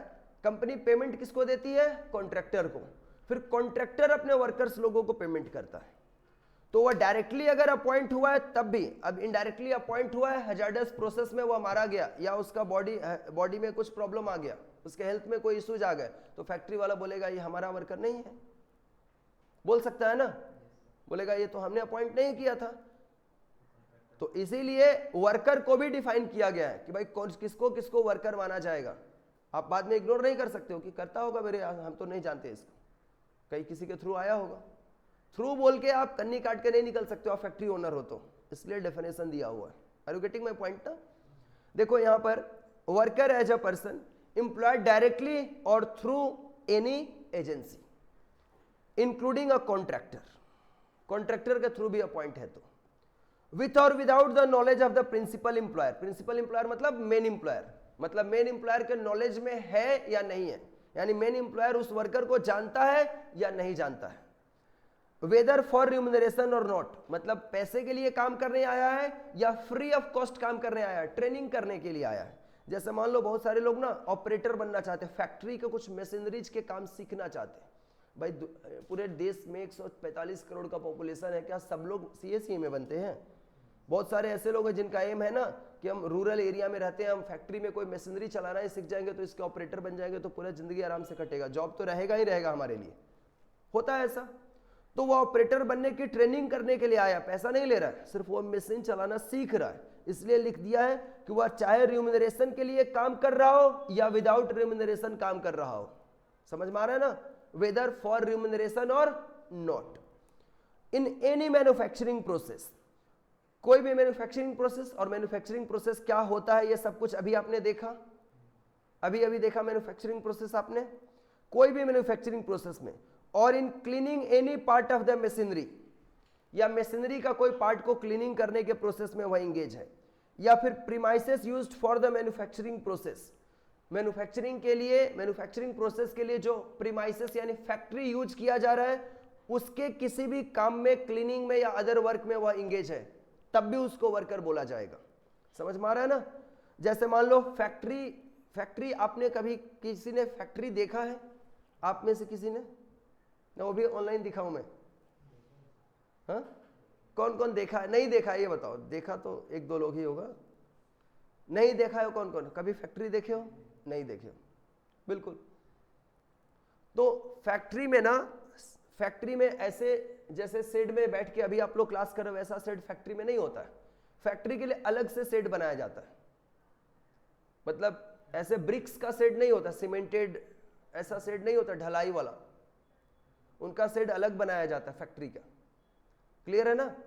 तो अगर मान लो कोई वर्कर फैक्ट्री का शेड बनाने का काम में लगा हुआ है, और शेड ऐसे ना 12 फुट के हाइट पे नहीं होता है उनका, वो कम से कम 30 फुट का हाइट पे शेड बनाया जाता है फैक्ट्री का। कभी टाइम मिलेगा तो ले चलूंगा एक दिन फैक्ट्री तुम लोग को घुमाने के लिए, ठीक है सबको। तो फैक्ट्री पे आप लोग जाओगे तो वहां पे शेड बनाते बनाते कोई वर्कर ऊपर से नीचे आके गिरा और निकल लिया, तो आप बोलोगे नहीं ये मैन्युफैक्चरिंग प्रोसेस में थोड़े ना था, ये मर गया, हम इसको कुछ नहीं करने वाले। बोला जाएगा, इसलिए बोला है कि premises used for the manufacturing process. देखो कानून बनाने वाला कितना समझदार है, सबको कवर कर लिया है। समझ में आ रहा है ना कि मैन्युफैक्चरिंग प्रोसेस में यूज्ड करने वाले प्रीमाइसेस के क्लीनिंग या किसी भी पार्ट के वर्क में अगर कोई इंगेज है, देखो लिख दिया है, in any other kind of work incidental मतलब होता है रिलेटेड टू और connected with the manufacturing process. Manufacturing process से रिलेटेड किसी भी काम में, अदर काइंड के वर्क में अगर वह वर्कर इंगेज है तो उसको भी वर्कर कंसिडर किया जाएगा एज पर फैक्ट्रीज एक्ट 1948। और the subject of the manufacturing process but does not include any member of the armed forces of the union. Union मतलब सेंट्रल गवर्नमेंट, यूनियन मतलब central government मतलब मोदी जी, ठीक है ना। Central government का जो armed forces होते हैं या स्टेट की जो पुलिस होती है, इसको हम लोग वर्कर नहीं बोलते हैं। क्लियर है ना? इनको वर्कर हम लोग नहीं बोलते हैं। But does not include any member of the armed forces of the union. किसी भी ऐसे मेंबर, चाहे वह नेवी का हो, एयरफोर्स का हो या फिर आपका इंडियन आर्मी का हो, कहीं का भी हो, उनको हम लोग worker as per Factories act 1948 उनको वर्कर कंसिडर नहीं करते। ठीक है, देखो बच्चों एक केस स्टडीज है, Lal Mohammad versus Indian railway construction company limited. अच्छा तुम लोग रेलवे स्टेशन तो सब लोग गया होगा, रेलवे स्टेशन प्लेटफॉर्म देखा होगा, प्लेटफॉर्म का शेड भी आपने देखा होगा, ऐसे हाथ उठा के टच कर लेते हो तुम लोग, ऐसा होता है क्या? बहुत हाइट पे बना होता है, देखते हो ना। अच्छा शेड ऐसा होता है क्या? नहीं, जो प्लेटफॉर्म के एकदम पास में होता है ऐसा शेड नहीं होता, उसका जो शेड होता है ना वैसा ही फैक्ट्री का शेड होता है। क्लियर है? अच्छा ये रेलवे, इंडियन रेलवे का जो इंजन होता है या डब्बे होते हैं जिसमें बैठ के ट्रेवल करते हो, वो भी तो किसी फैक्ट्री में बनाया जाता है ना। सब कुछ पहले से भगवान ने ऐसे करके दे दिया था, सब इधर से हाथ से निकाल दिया था, ऐसे बना है ना, फैक्ट्री में बना है ना सारा। तो ये Indian railway construction company limited और लाल मोहम्मद के बीच का ये केस है। समझ में आ रहा है ना? लाल मोहम्मद कोई इंडिविजुअल पर्सन है। 1999 का केस है, सुप्रीम कोर्ट, एससी मतलब क्या होता है? सुप्रीम कोर्ट में इसका जजमेंट हुआ था, सुप्रीम कोर्ट में। समझ में आ रहा है ना? क्या हुआ था? इट वाज हेल्ड दैट के बाद ना उसका रिजल्ट लिखा हुआ रहता है, मतलब वर्डिक्ट लिखा हुआ रहता है, that all the workers employed by a construction company would squarely attract the definition of the term। मतलब कोई भी कंस्ट्रक्शन कंपनी में, चाहे वो रेलवे की कंस्ट्रक्शन कंपनी हो या कोई भी कंस्ट्रक्शन कंपनी हो, उसमें जो वर्कर्स एम्प्लॉयड किए जाएंगे उन सबको वर्कर बोला जाएगा। ये लाल मोहम्मद वर्कर था, इसको बोला ये इंडियन रेलवे कंस्ट्रक्शन कंपनी कि तुमको वर्कर नहीं कंसिडर करेंगे। हजार्ड हुआ था उसके साथ कुछ, वो केस किया था सुप्रीम कोर्ट में, जाके ये जीत गया, अकेला आदमी पूरे Indian railway construction company limited को 1999 में, अभी कुछ साल पहले की बात है, हरा दिया। समझ में आ रहा है? देखो यहां पर worker as found in section 2 clause L of the act, they are working for remuneration in a manufacturing process carried out by the project. Remuneration के लिए काम करते हैं वर्कर्स। इसके बाद है बच्चों आपका, आपको एग्जाम्स में केस स्टडीज लिखना है क्या? नहीं, आपको यहां तक भी लिख दोगे तो आपको नंबर मिल सकता है, यहां तक भी लिखोगे तो आपको नंबर मिल जाएगा, ठीक है। और आसान है लिखना, ऐसा नहीं कि टफ है बहुत ज्यादा, कोई भी ऐसा वर्ड इसमें ऐसा नहीं मिला कि बहुत हाई फाई वर्ड है जो एकदम याद नहीं होगा, ऐसा कुछ। अच्छा, पढ़ाने के बाद भी आप जब घर पे सेल्फ स्टडी करते हो, पढ़ते हो, कोई टॉपिक में दिक्कत हो तो दोबारा पूछ सकते हो कि सर ये टॉपिक में तो थोड़ा सा एक बार और एक्सप्लेन कर दीजिए तो इसको। फैक्ट्री का definition, again this is equally important for the exams. Factory का डेफिनेशन भी एग्जाम्स में रेगुलर बेसिस पे आता है, ईयर में 2 बार एग्जाम होता है। अगर 3 साल में मान लो 2 बार आ गया, 3 साल में 6 टर्म एग्जाम्स होते हैं, 2 बार भी आ गया तो ये बहुत फ्रीक्वेंट बोला जाता है फैक्ट्री का डेफिनेशन। कौन आएगा ये तो किसी को नहीं पता है, बट कोई भी आ सकता है। फैक्ट्री का डेफिनेशन अभी हम लोग पढ़ेंगे, फैक्ट्री किसको बोलते हैं। अभी जहां पे आप बैठे हो ये फैक्ट्री है, आप अभी नीचे जाओगे किसी शॉप से कुछ खरीद के खाओगे, उसको फैक्ट्री बोल दोगे? वो रास्ते पे खाना वाना बना के बेचते हैं वो लोग, फैक्ट्री है वो। फैक्ट्री किसको बोला जाएगा इसमें? Factories act. ये डेफिनेशन आप अभी पढ़ने जा रहे हो। देखो सेक्शन 2 क्लॉज M, आप ऑलरेडी इससे थोड़ी देर पहले इंट्रोड्यूस हो चुके हो। यहां पे सेक्शन 2 क्लॉज M के बारे में यहां पे दिखाई दे रहा है, factory as defined under section 2 clause M of the act, बोला है ना। उसी फैक्ट्री का डेफिनेशन अभी आप पढ़ने जा रहे हो, उसी फैक्ट्री के डेफिनेशन अभी आप पढ़ने जा रहे हो। देखो फैक्ट्री अपने को कहां से लिखना है, हम लोग इधर का याद नहीं रहेगा तो छोड़ देंगे। Factory as any premises including the precincts thereof. Precincts क्या होता है? प्रीसिंक्ट्स क्या होता है?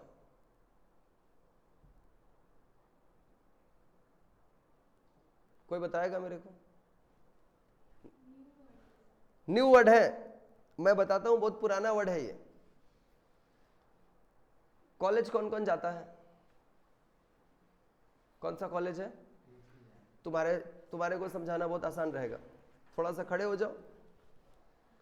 ये बच्चा THK जैन कॉलेज में पढ़ता है, ठीक है। कॉलेज का बिल्डिंग कम है, खाली एरिया बहुत ज्यादा पड़ा हुआ है कॉलेज में, है ना। अच्छा मान लो तुम्हारे कॉलेज के बिल्डिंग में क्लासरूम या बिल्डिंग अदर्स जो जहां पर जो भी बिल्डिंग्स है, खेलने का कैंटीन वगैरह जो भी है कॉलेज में, उस बिल्डिंग में कोई कांड नहीं हुआ, लेकिन आपका कैंपस में आके 2 बच्चे आपस में किसी के प्यार में आके लड़ाई कर लिए और आपस में एक दूसरे के ऊपर बंदूक तान दिए, मारपीट कर लिए, मतलब हाई लेवल का, मतलब एक की जान भी जा सकती है वैसा वाला मारपीट। तो प्रिंसिपल क्या बोलेगा? ये हमारे कॉलेज की घटना नहीं है क्योंकि ये बाउंड्री में हुआ है।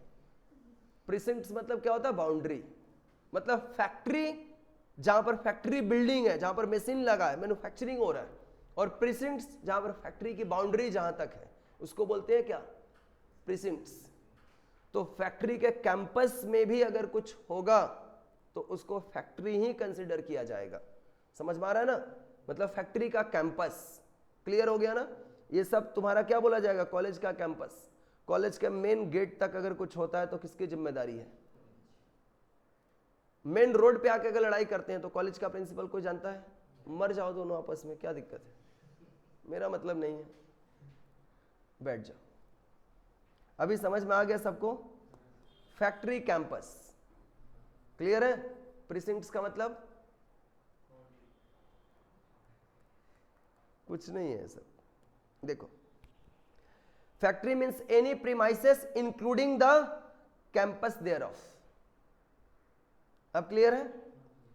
वेयर ऑन 10 और मोर वर्कर्स आर वर्किंग, 10 या 10 से ज्यादा लोग काम कर रहे हैं, और were working on any day of the preceding 12 months, मतलब अभी 10 लोग या 10 से ज्यादा लोग काम कर रहे हैं, ठीक है, या पूरे लास्ट के 12 मंथ में, लास्ट का 12 मंथ में अगर एक भी दिन सिंगल डे भी अगर 10 से ज्यादा लोग काम कर लिए, मोर देन 10, एक दिन के लिए भी 10 से ज्यादा लोग काम कर लेंगे तो उसको फैक्ट्री मान लिया जाएगा। समझ में आ रहा है ना? इसलिए ध्यान से वर्कर भी रखना है तो ध्यान से कितने लोगों को रखना, नहीं तो फैक्ट्री के डेफिनेशन में आ जाएंगे। अच्छा, खाली उस दिन के लिए फैक्ट्री नहीं माना जाएगा, पूरे ईयर भर के लिए आपको फैक्ट्री मान लिया जाएगा। बात समझ में आ रही है ना?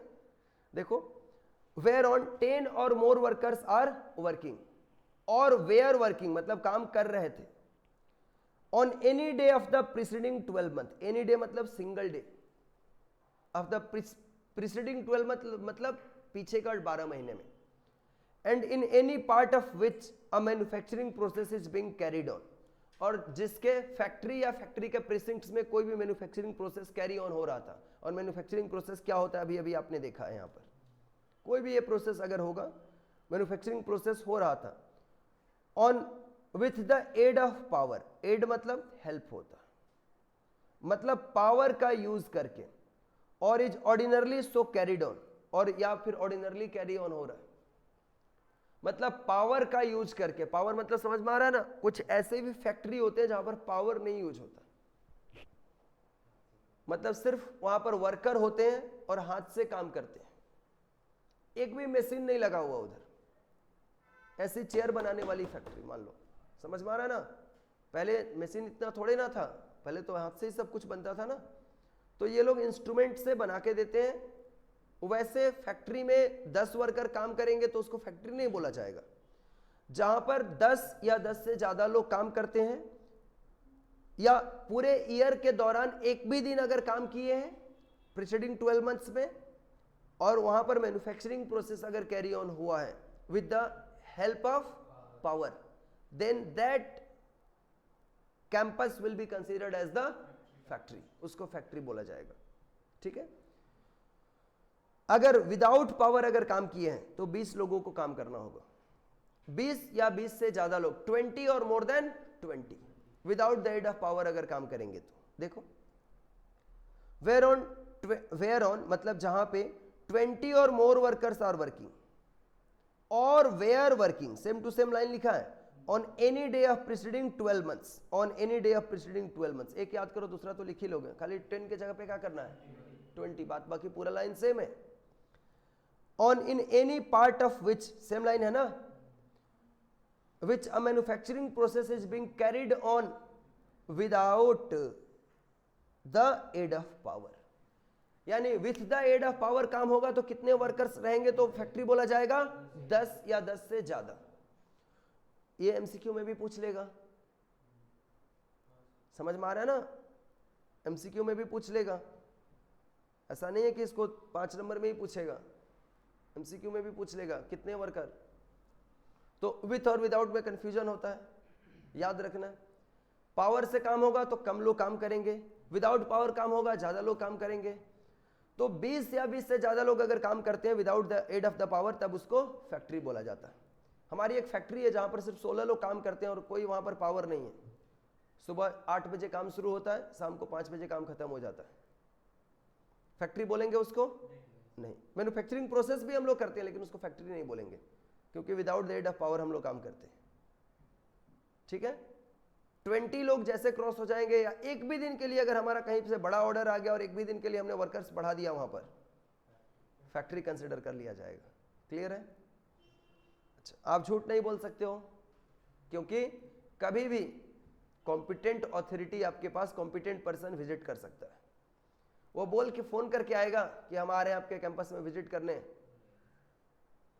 खुद जो ये है आपका इंस्पेक्टर, यहां पर क्या नाम था उसका, चीफ इंस्पेक्टर, वो खुद भी विजिट करता है फैक्ट्री एरिया में।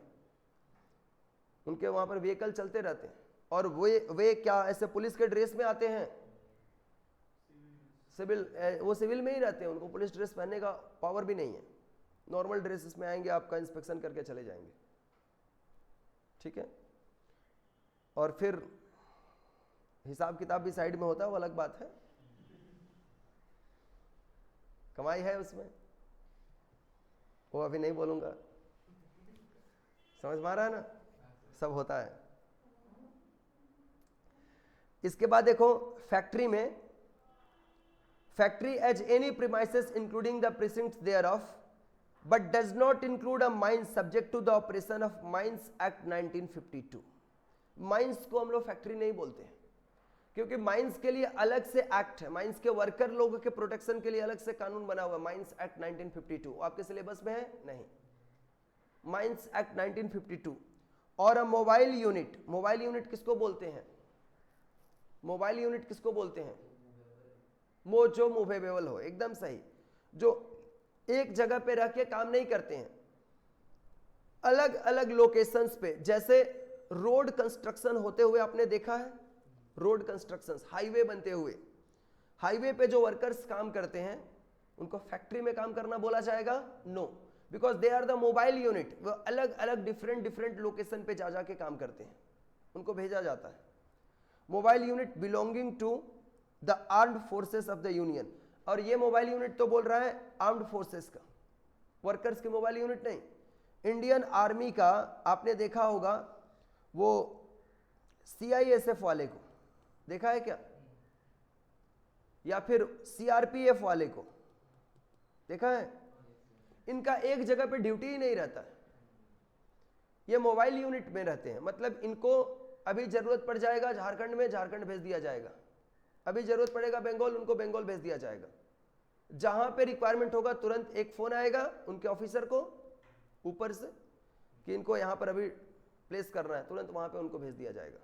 अब देखते हो कोई बड़ी बड़ी दुर्घटनाएं होती है तो वहां पर कौन आगे खड़ा रहता है, CRPF रहते हैं ना, तो they are the mobile unit of the armed forces of the union, they are not, उनका वर्क फैक्ट्री में नहीं आएगा, समझ में आ रहा है ना। रेलवे रनिंग शेड और अ होटल, रेस्टोरेंट और ईटिंग प्लेस, रेलवे का रनिंग शेड जो होता है, कोई होटल होता है, कोई रेस्टोरेंट होता है, या कोई भी ईटिंग प्लेस होता है, खाने का जगह, ढाबा, ये सब जगह को फैक्ट्री बोलेंगे नहीं, ये डज नॉट इंक्लूड वाले में आते हैं। सर डेफिनेशन आएगा तो हम लोग यहां तक लिख देंगे तो काम हो जाएगा क्या, नहीं, डज नॉट इंक्लूड को भी लिख के दिखाना पड़ेगा आपको, समझ में आ रहा है ना। कोई भी ऐसे लोकेशन को अपने फैक्ट्री नहीं बोलते हैं। For computing the number of workers for the purpose of this clause, इस क्लॉज के लिए जब नंबर ऑफ वर्कर्स 10 और 20 हम लोग काउंट करेंगे, all the workers in different group and relay in a day shall be taken into account, अलग अलग ग्रुप में भी काम किए हैं उनको भी काउंटिंग में शामिल किया जाएगा, ठीक है। अलग अलग दिन पे भी काम किए हैं, कभी भी, जैसे मान लो आज 8 लोग काम कर रहे हैं, लेकिन वो 8 नहीं, दूसरे 8 लोग अगले दिन किसी और काम के लिए अलग ग्रुप में बुलाए गए हैं, तो टोटल अलग अलग इंडिविजुअल कितने हो गए, 16, और with the aid of power काम होता है, तो हम ये नहीं बोल सकते हम तो 8 ही आदमी को काम पे एक बार लगाते हैं, लेकिन भाई 8 आपने अलग अलग लोगों को लगाया है ना, उस दिन राम से हम जोधू मोधू आए थे, आज XYZ गीता बबीता आई है, तो ये लोग तो मिलके अलग अलग लोग हो गए ना, मोर देन 10, और with the aid of power आप काम करते हो, तो टोटल नंबर ऑफ पर्सन 10 से ज्यादा हो गया, और आपको बोला जाएगा फैक्ट्री, समझ में आ रहा है, क्योंकि आपने वहां पर क्या किया है, मैन्युफैक्चरिंग प्रोसेस, ओके। अच्छा बच्चों, for the purpose of this clause the mere fact that an electronic data processing unit or a computer unit is installed in any premises or part thereof, data processing unit भी होता है, data processing unit जैसे factory के campus में accountant को बैठाना, factory के campus में स्टॉक टेकिंग रखने के लिए कंप्यूटर सिस्टम सॉफ्टवेयर बैठाना, या फिर कंप्यूटर यूनिट बैठाना, shall not be constituted to make it a factory। अगर हम अपने फैक्ट्री के कैंपस में डेली कितने ट्रक्स जा रहे हैं, कितना रॉ मटेरियल लोडिंग और अनलोडिंग हो रहा है, उसके लिए हमने कंप्यूटर यूनिट बैठा रखा फैक्ट्री में, उसमें डेटा सारा मेंटेन होता है, तो उनको जो इलेक्ट्रॉनिक डेटा प्रोसेसिंग यूनिट है या कंप्यूटर यूनिट फैक्ट्री के प्रीमाइसेस में इंस्टॉल किए गए हैं, इनको फैक्ट्री में नहीं शामिल किया जाएगा, ठीक है। देखो, shall not be constituted to make it a factory। If no manufacturing process is being carried on in such premises, अगर इस प्रीमाइसेस में कोई मैन्युफैक्चरिंग प्रोसेस कैरी ऑन नहीं हो रहा है तो electronic data processing unit or computer unit will be not considered as the factory, इनको हम लोग फैक्ट्री कंसिडर नहीं करेंगे। यहां पर भी एक केस स्टडीज है बच्चों, इस केस स्टडीज को हम लोग पढ़ेंगे। सिलन राज वर्सेस प्रिसाइडिंग ऑफिसर। ये प्रिसाइडिंग ऑफिसर कहां का है? जिसको चीफ इंस्पेक्टर ने अपॉइंट करके रखा है उसको पीओ बोलते हैं, प्रिसाइडिंग ऑफिसर। समझ में आ रहा है ना? जिसको चीफ इंस्पेक्टर अपॉइंट करता है, कॉम्पिटेंट पर्सन। क्लियर है? इसके बीच और सिलन राज कोई पर्सन है, इसके बीच का ये केस है। ये केस कहां पर गया था? लेबर कोर्ट में गया था। ये हाई कोर्ट सुप्रीम कोर्ट में नहीं गया था, कहां गया था? एडिशनल लेबर कोर्ट में गया था, चेन्नई, 2001 में। ये लेबर कोर्ट ने क्या बताया? It was held that under section 2 clause M, factory means any premises including the campus thereof या precincts thereof in which a manufacturing process is carried on explanation 2 of section 2 clause M, जो ऊपर आपने पढ़ के आया, sets out that mere fact that an electronic data processing unit or a computer unit is installed in any premises or part thereof would not render a unit into a factory। उस unit को यानी computer data processing, electronic data processing unit or computer unit जो factory में बैठाया गया है, would not render a unit into a factory, उस unit को फैक्ट्री में हम लोग फैक्ट्री नहीं कंसीडर करेंगे। जो इलेक्ट्रॉनिक डेटा का काम हो रहा है उसको फैक्ट्री नहीं कंसीडर करेंगे। If no manufacturing process is carried on in such premises और पार्ट देयर ऑफ, ये ऊपर में जो आपने पढ़ा था, अगर उस प्रीमाइसेस में या उसके प्रीसिंक्ट्स में कोई भी मैन्युफैक्चरिंग प्रोसेस नहीं हो रहा है और वहां पर हमने सिर्फ इलेक्ट्रॉनिक डेटा प्रोसेसिंग यूनिट बैठा करके रखा है या फिर हमने अपना वहां पर कंप्यूटर यूनिट बैठा के रखा है, तो उसको हम लोग फैक्ट्री बोलेंगे नहीं। चलो मैं एक एग्जांपल देता हूं, अभी समझ जाओगे इस मामले को पूरे अच्छे से। यहां पे हम लोगों का एडुकुंज का जहां पे क्लासेस हो रहा है, यहां पर कोई मैन्युफैक्चरिंग प्रोसेस हो रहा है क्या? यहां पे देखो ना, मैन्युफैक्चरिंग प्रोसेस में कुछ भी है? ऐसा कोई काम हो रहा है यहां पर? नहीं ना, ऐसा कोई भी काम नहीं हो रहा। यहां पर हमने अपने दूसरे रूम में 10 कंप्यूटर के साथ मैंने अपना एक electronic data processing unit or computer unit बैठा के रखा है। जो स्टूडेंट्स को फ़ोन करते हैं, नए स्टूडेंट्स लोग हमारे कोर्स के बारे में बताते हैं, समझ में आ रहा ना? ऐसे ऐसे हमने बैठा के रखा, जो हमारे स्टडी मटेरियल्स तैयार करने के लिए उसके ऊपर काम करते हैं। तो क्या हम इनको अपने उस वाले जगह को बोल देंगे फैक्ट्री है? नहीं। पीओ आया और बोला कि ये फैक्ट्री है, मैं बोला पागल हो, फैक्ट्री नहीं है। बोला नहीं ये फैक्ट्री है। मैं बोला चलो, मैं कौन हूं? मैं हूं सिलन राज। मैंने बोला केस करते हैं तुम्हारे ऊपर, ये फैक्ट्री नहीं है। केस हुआ, उसने बोला कि देखो भाई, हम जहां पे काम करते हैं ऑब्वियसली हमने इलेक्ट्रॉनिक डेटा यूनिट बैठा के रखा है, कंप्यूटर यूनिट बैठा के रखा है, लेकिन उस कैंपस में कोई भी मैन्युफैक्चरिंग प्रोसेस होता है क्या? नहीं। तो उसको फैक्ट्री बोलोगे क्या? एक्ट बोलता है कि अगर मैन्युफैक्चरिंग प्रोसेस होता है उस जगह पे अगर आप अपना इलेक्ट्रॉनिक डेटा प्रोसेसिंग यूनिट या फिर आप कंप्यूटर यूनिट बैठा के रखोगे तो उसको फैक्ट्री के अंदर शामिल करेंगे, लेकिन अदरवाइज नहीं करेंगे। बात समझ में आ गई? ये केस है। तो अगर आपको कानून पता है तो आपको कोई इनकम टैक्स का ऑफिसर आ जाए या फिर कोई भी ऑफिसर आ जाए, आप उससे लड़ाई कर सकते हैं। नहीं पता है तो डरा के आपको चला जाएगा बैंक बैलेंस खाली करके। समझ में आ रहा है ना? तो आपको स्टडी इसलिए करना होता है। स्टेट गवर्नमेंट, अच्छा इसके लिए रूल्स कौन बनाता है? State government. State government may make rules relating to approval, licensing and registration of the factories. अगर मान लो कल को आकाश सीएमए बन के बोला कि मेरे को कुछ भी हो जाए, मेरे अंदर ना आगे ज्यादा अमीर बनने का गर्मी है, मेरे अंदर जोश, मैं ये नहीं करने वाला हूं, जॉब वॉब नहीं करूंगा, मैं अपना खुद का फैक्ट्री स्टैब्लिश करूंगा। समझ में आ रहा है ना? खुद की अपनी मैं फैक्ट्री बनाऊंगा, अपना बिजनेस करूंगा। तो इसको लाइसेंसिंग के लिए किसके पास अप्लाई करेगा? मोदी जी को, स्टेट गवर्नमेंट को। फैक्ट्री के लिए अप्रूवल, लाइसेंस और रजिस्ट्रेशन कौन देता है? स्टेट गवर्नमेंट देता है। समझ में आ रहा है ना? स्टेट गवर्नमेंट देता है। अच्छा, कोई बिजनेसमैन को देखोगे वह किसी पार्टी से होके बोलता है क्या कभी? नहीं, क्योंकि उसको आधा लाइसेंसिंग मिला हुआ है स्टेट गवर्नमेंट से और बहुत सारा काम उसका चलता है सेंट्रल गवर्नमेंट से। जैसे इनकम टैक्स किसको भरता है? सेंट्रल गवर्नमेंट को। समझ में आ रहा है? जीएसटी का काम कहाँ से होता है? सेंट्रल गवर्नमेंट की पोर्टल से होता है। तो वो किससे पंगा करेगा? किसी एक के फेवर में जा सकता है? इसलिए वो कोई पॉलिटिकल पार्टी से नहीं ज्वाइन करता है। उसको बिजनेस करना है, नहीं तो फिर सब खत्म हो जाएगा। मोदी जी करेगा, बोला तेरा फैक्ट्री का लाइसेंस कैंसिल बेटा, चलाओ, खत्म। स्टेट गवर्नमेंट कर सकता है ना कैंसिल। क्लियर है?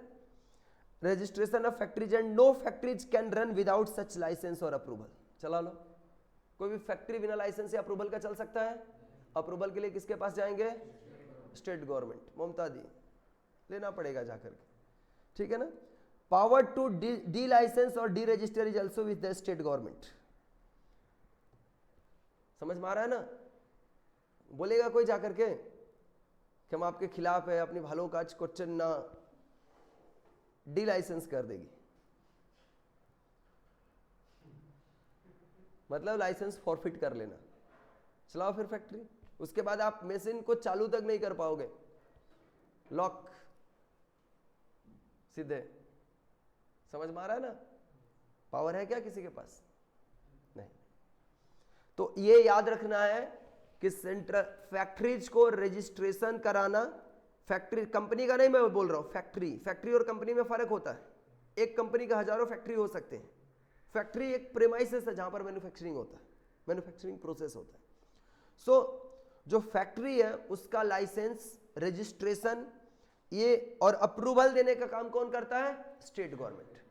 उसको डी लाइसेंस करने का वर्क भी किसके पास है? ये पावर किसके पास है? State government. याद रहेगा? यस, याद रखना होगा एमसीक्यू के लिए ये सब। क्लियर है ना? ओके। इसके बाद आता है मेरे बच्चों ऑक्यूपायर। अभी तक जितना डेफिनेशन पढ़े हो उसमें सबसे most of the important definition है ये। अभी तक जो भी डेफिनेशन और भी इंपॉर्टेंट है, जो मैंने इंपॉर्टेंट लिखते हुए आया है, लेकिन ये अभी तक में सबसे इंपॉर्टेंट है ऑक्यूपायर। समझ में आ रहा है ना? ऑक्यूपायर कम से कम 10 बार एग्जाम में पूछा होगा। जब से सीएमए इंस्टीट्यूट बना है ना, सीएमए इंस्टीट्यूट कौन से ईयर में बना है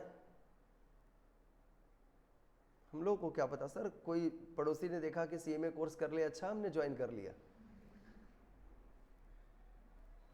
सीएमए इंस्टीट्यूट पता है सिलेबस इनको अच्छा से बनाया नहीं। सबसे पहले तो इनको सिलेबस में बताना चाहिए कि इंस्टीट्यूट कौन सा ईयर में बना है। ये पता है कब बताया? हेलो, फाइनल में जाकर। फाइनल के सिलेबस में लिखा है कि इंस्टीट्यूट का एक्ट क्या है? Institute of cost and work accountant of India. पहले इसका नाम ना ICWA होता था, cost and work accountant of India. तो ये एक्ट है 1959 का। अपना इंस्टीट्यूट कब से है? 1959 से सीएमए इंस्टीट्यूट। और सीए इंस्टीट्यूट है 1949 से। तो जब 59 में इंस्टीट्यूट बना था, उसके पहले तो ये एक्ट आ गया था ना 1948 में। यानी जब से इंस्टीट्यूट बना है तब से ऑक्यूपायर कम से कम 10 बार से ज्यादा पूछा। 10 बार से बहुत, उससे भी ज्यादा होगा। मतलब मैं जब से देख रहा हूं ना सिलेबस, पढ़ाई लिखाई मैं शुरू किया और जब से मैं पढ़ाने आया, इतने समय में मैं 10 बार देखा हूं। करीब 12 साल के 13 साल में 10 बार आया, 24-25 टर्म में 10 बार आया कम से कम ऑक्यूपायर का डेफिनेशन। सो इंपॉर्टेंट है, ठीक है। देखो ऑक्यूपायर हम लोग किसको बोलते हैं? ये तो बहुत लंबा है सर, ऑक्यूपायर का याद नहीं होगा हम लोगों से। मैं बताऊंगा ना, कहां तक लिख दोगे तो भी काम हो जाएगा। सेक्शन याद हो पाएगा क्या? नहीं। सेक्शन 2 क्लॉज एन में ऑक्यूपायर को डिफाइन किया गया है। सेक्शन 2 क्लॉज एन में ऑक्यूपायर को डिफाइन किया गया है। देखो, occupier of a factory as any person who has ultimate control. अब से एमसीक्यू में पूछता है, who are called, who is having the ultimate control over the affair of the factory is known as, option देगा presiding officer, B में लिखेगा occupier, सी में आपको ऊपर लिखेगा चीफ इंस्पेक्टर, डी में लिखेगा स्टेट गवर्नमेंट। किसको टिक करोगे? पर जो पढ़ के नहीं जाएगा वो किसको टिक करेगा? पता नहीं रहेगा स्टेट गवर्नमेंट को, बोलेगा यही सबसे ऊपर है, इसी को टिक करते हैं। समझ में आ रहा है ना? जो पर्सन का फैक्ट्री के वर्किंग अफेयर के ऊपर अल्टीमेट कंट्रोल होता है। अल्टीमेट कंट्रोल समझ में आता है ना, मतलब फैक्ट्री में अगर कुछ भी हो रहा है तो मेन कंट्रोलिंग अथॉरिटी कौन है, वह पर्सन, तो उसको बोलते हैं फैक्ट्री का ऑक्यूपायर। क्या बोलते हैं, ऑक्यूपायर ऑफ द फैक्ट्री। देखो, इन केस ऑफ फर्म और other association of individuals, partnership firm होगा या फिर अदर एसोसिएशन ऑफ इंडिविजुअल्स होगा, जिसको बॉडी ऑफ इंडिविजुअल बोलते हैं। Any one of the individual partner और member shall be deemed to be the occupier.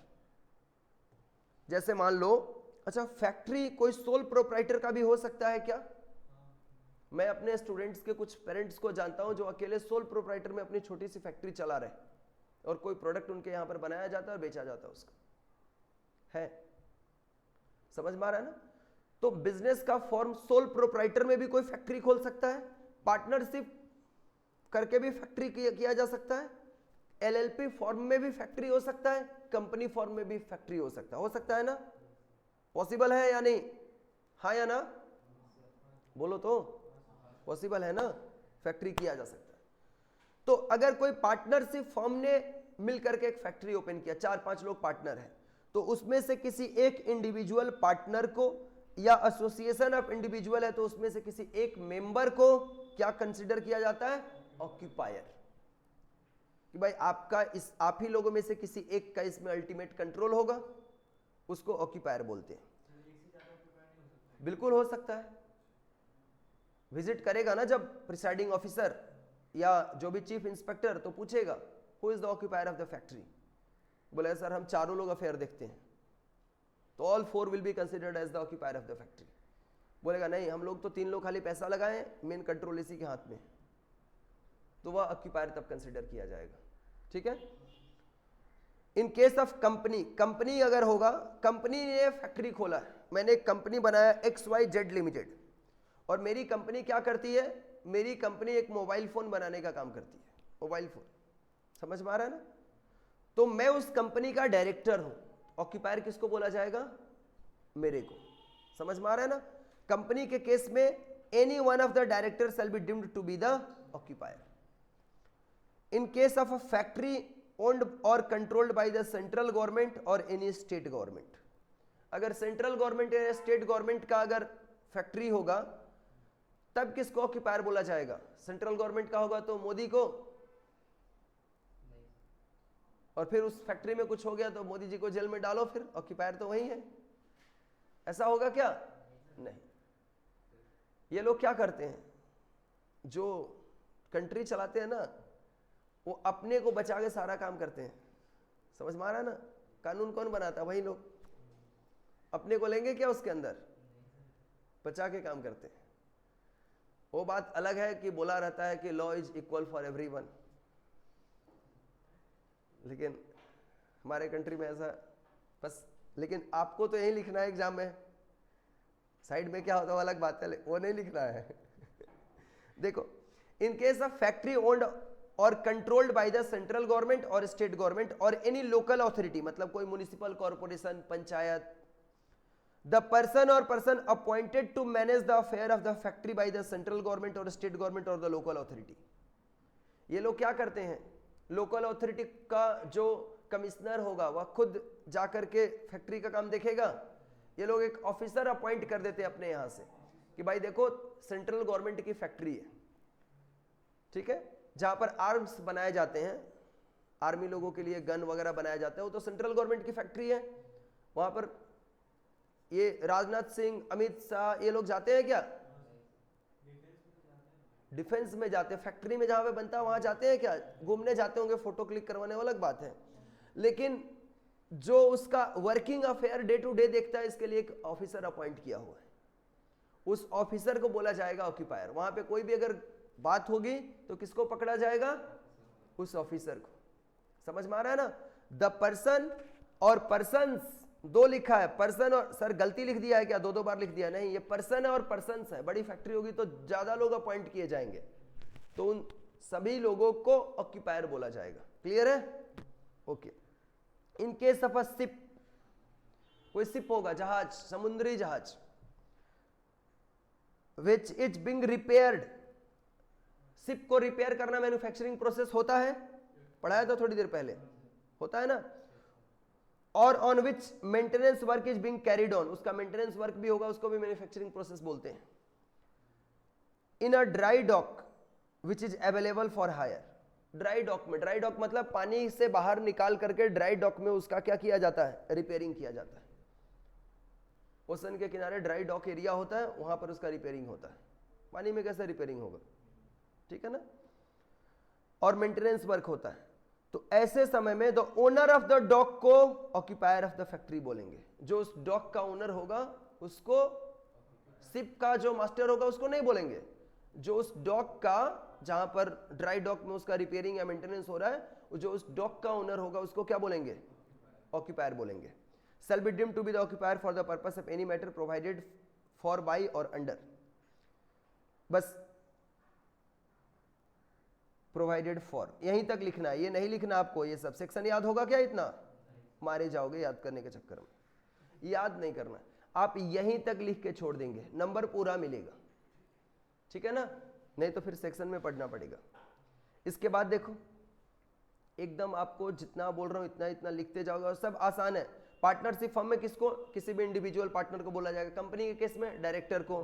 फिर क्या है, फैक्ट्री के, सेंट्रल गवर्नमेंट और स्टेट गवर्नमेंट की फैक्ट्री होगी तो those person who is appointed by the central government और state government will be considered as the occupier.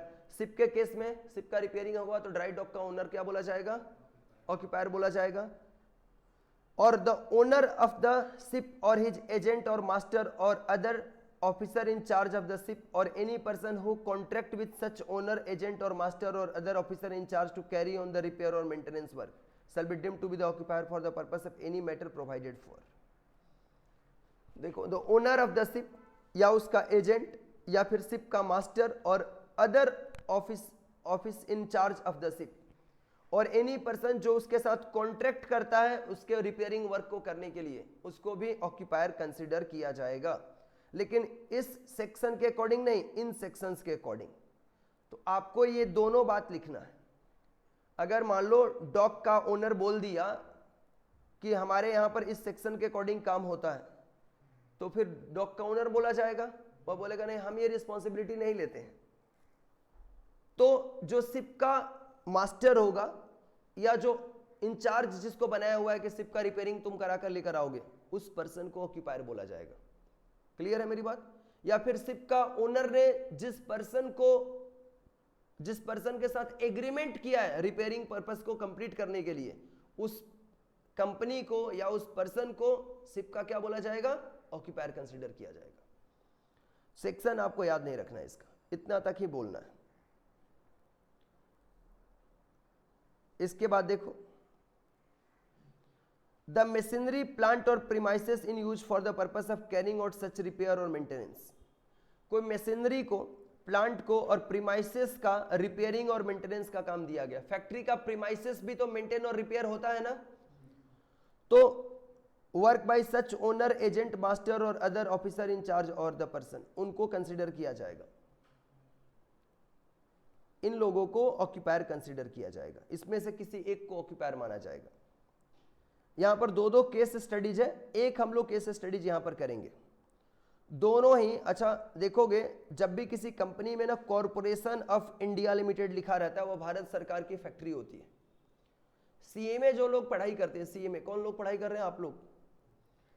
आपका ना सीए लोगों का जो स्कोप है, मैं ऑन कैमरा ये बोल रहा हूं, सीए लोगों का जो स्कोप है गवर्नमेंट सेक्टर्स में उतना नहीं है जितना सीएमए लोगों का अपॉइंटमेंट है। मतलब किसी के मम्मी पापा का ये मन हो कि मेरा बच्चा गवर्नमेंट जॉब भी करेगा और सीएमए भी बनेगा, तो आपके लिए ये सब जगह पूरा ओपन है भाई। Container corporation of India limited, ये कंटेनर्स बनाते हैं। इंडियन ऑयल कॉरपोरेशन नाम सुना है, कभी आपने देखा है? ये वाली कंपनी आपके कैंपस में आती है। पढ़ाई तो खत्म करो, ये आपके कैंपस में आती है। सीएमए इंस्टीट्यूट का कैंपसिंग में उठा लेगा आपको, लेकिन आपको फाइनल तक पढ़ाई करके पास करके दिखाना होगा। सर हम लोग बेरोजगार तो नहीं होंगे ना, फाइनल तक पढ़ना होगा। वो लोग बाहर जाके बोलते हैं कि ये कोर्स बहुत खराब है, जो उन लोगों ने ट्राई किया बीच में छोड़ दिया। भाई पूरा खत्म तो करोगे तभी तो काम देगा आपको। समझ में आ रहा है मेरी बात ना? तो आपके पास जॉब की कमी नहीं है। देखो दोनों में से किसी एक का मैं केस स्टडीज अभी आपको बताने जा रहा हूं। मैं इसका ही बता रहा हूं, छोटा वाला, दोनों का एक ही है। अच्छा, जो दिल्ली का गवर्नर होता है, हर राज्य में गवर्नर होता है ना, दिल्ली का जो गवर्नर होता है उसको लेफ्टिनेंट गवर्नर बोलते हैं, एलजी। एलजी, अरे अरविंद केजरीवाल का रोज एलजी एलजी नहीं बोलते रहता ना न्यूज चैनल में आके, एलजी जी ऐसा कर दिए, एलजी जी वैसा कर दिए। एलजी के साथ उसका रोज लड़ाई चलते रहता है। समझ में आ रहा है ना?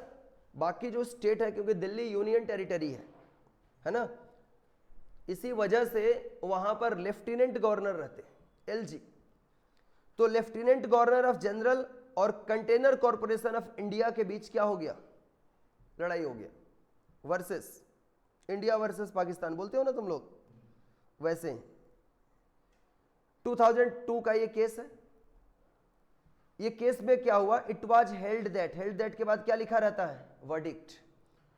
In the case of a company which owns a factory, it is only one of the directors of the company who can be notified as the occupier of the factory for the purpose of the act, and the company cannot nominate any other employee to be the occupier of the factory. इसमें क्या हुआ था ना, company ने क्या किया था, container corporation of India limited ने, डायरेक्टर लोग नहीं थे, किसी अदर एक मैनेजर बना दिया किसी को और बोला कि तुम ही फैक्ट्री का क्या हो? ऑक्यूपायर। और एलजी बोला कि नहीं, जो डायरेक्टर होगा ना, उस डायरेक्टर्स में से कोई एक पर्सन क्या होगा? ऑक्यूपायर होगा। तो ये केस गया कोर्ट में। कोर्ट में जाने के बाद कोर्ट ने बोला कि फैक्ट्री का, सॉरी जो कंपनी है, उस कंपनी का any one of the director will be considered as the occupier. कोई ना कोई एक डायरेक्टर ही ऑक्यूपायर कंसिडर किया जाएगा। आप बता दो किसको नोटिफाई करते हो उसको। आप किसी एम्प्लॉय को भेज दोगे कि यही ऑक्यूपायर है, उसको नहीं कंसिडर किया जाएगा। ठीक है, ये केस था यहां पर। आप यहीं तक रखो। अब अगले क्लास में जब हम लोग मिलेंगे तो नोटिस बाय ऑक्यूपायर से अपना स्टडी करेंगे। ठीक है, इंस्पेक्टर, चीफ इंस्पेक्टर आपने देखा था ना, उसका भी डेफिनेशन है यहाँ पर। Certified surgeon, welfare measures, health, सब आता है एग्जाम्स में। ये हम लोग एक एक करके अपना स्टडी करेंगे। ये पीडीएफ भी मैं आप लोगों को शेयर कर दूंगा, क्योंकि इंस्टीट्यूट का पूरा बुक भी आप डाउनलोड कर सकते हो अपने ये पे। ठीक है, पूरा बुक डाउनलोड कर सकते हो। चलो आज का क्लास यहीं पे स्टॉप करते हैं। Thank you so much. और थोड़ा ब्रेक के बाद हम लोग टैक्स आज स्टार्ट करेंगे। ठीक है, 2 क्लास ही आज करेंगे, फिर शेड्यूल मिल जाएगा, तब बाकी धीरे धीरे स्टार्ट करेंगे। अचानक से अटैक होगा तो दिक्कत हो जाएगा। ठीक है।